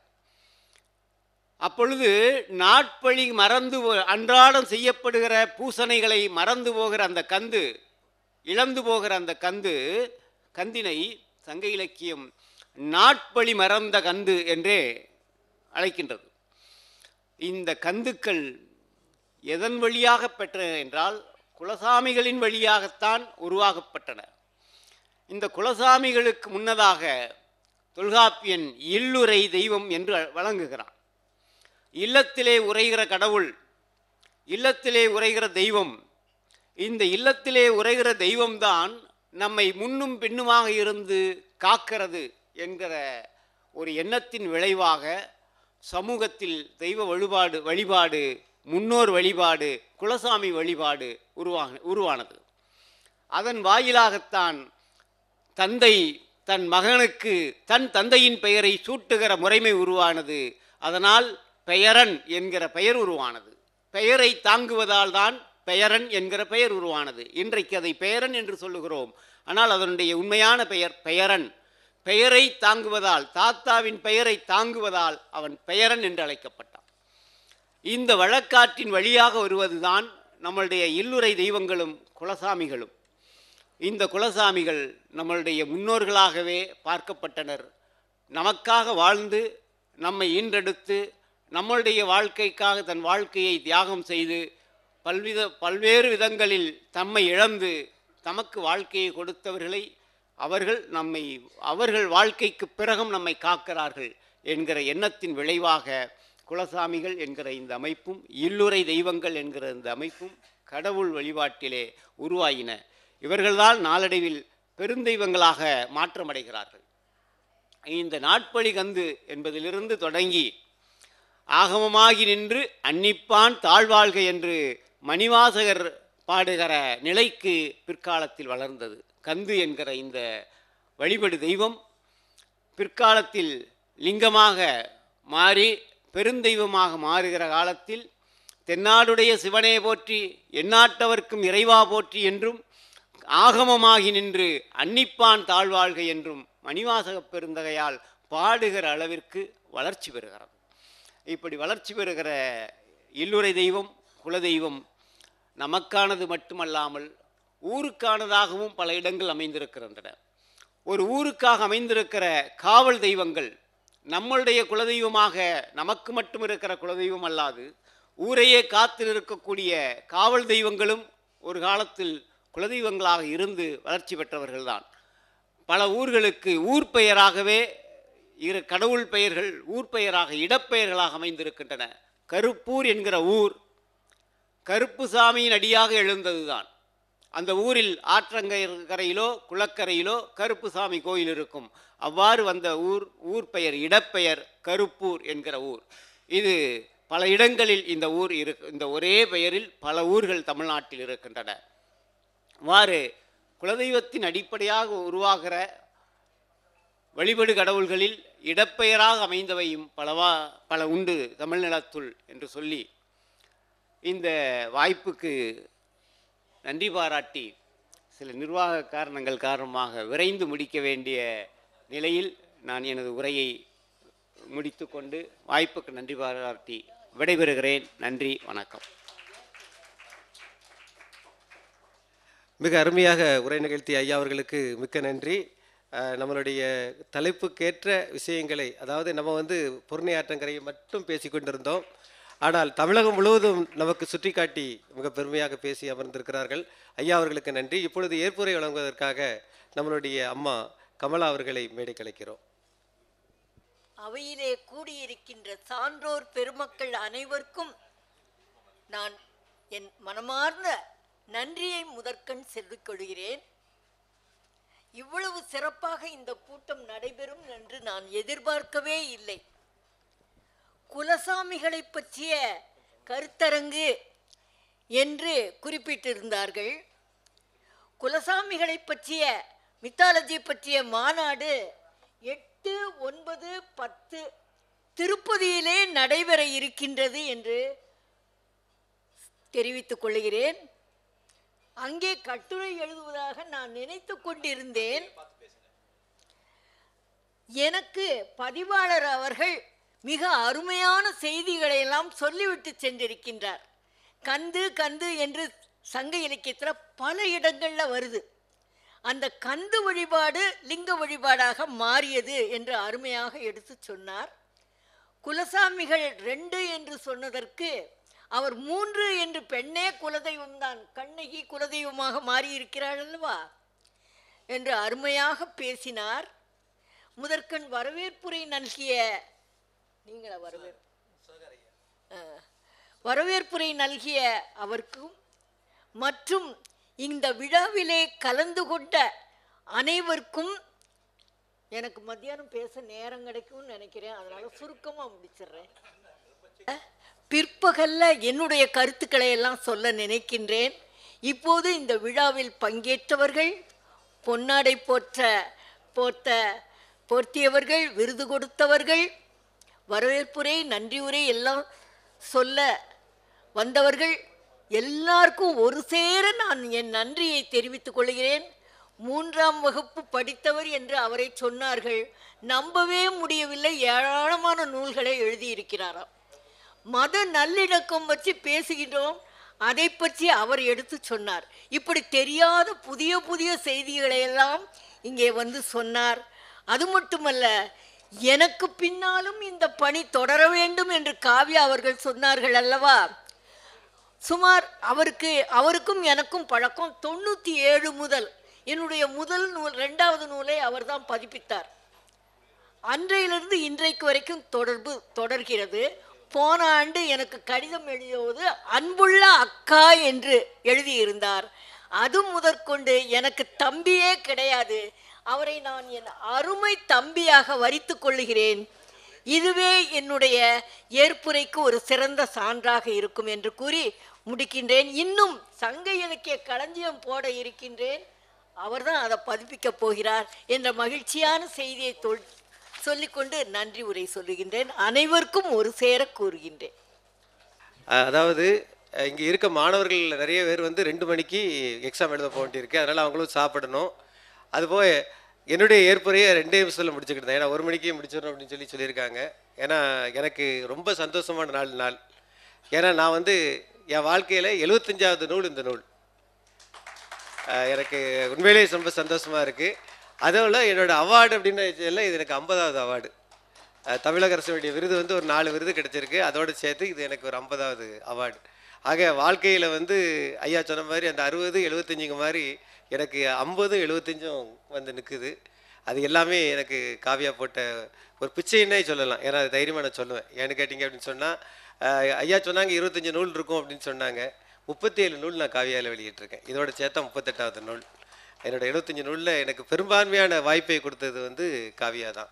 அதுக்கு வந்து எப்படி நன்றி சொல்லனே சொல்ல, அவள் தான் ஒரே வார்த்தையில் சொல்லிட்டாங்க, என்னுடைய தம்பி அப்படின்னு சொல்லிட்டாங்க.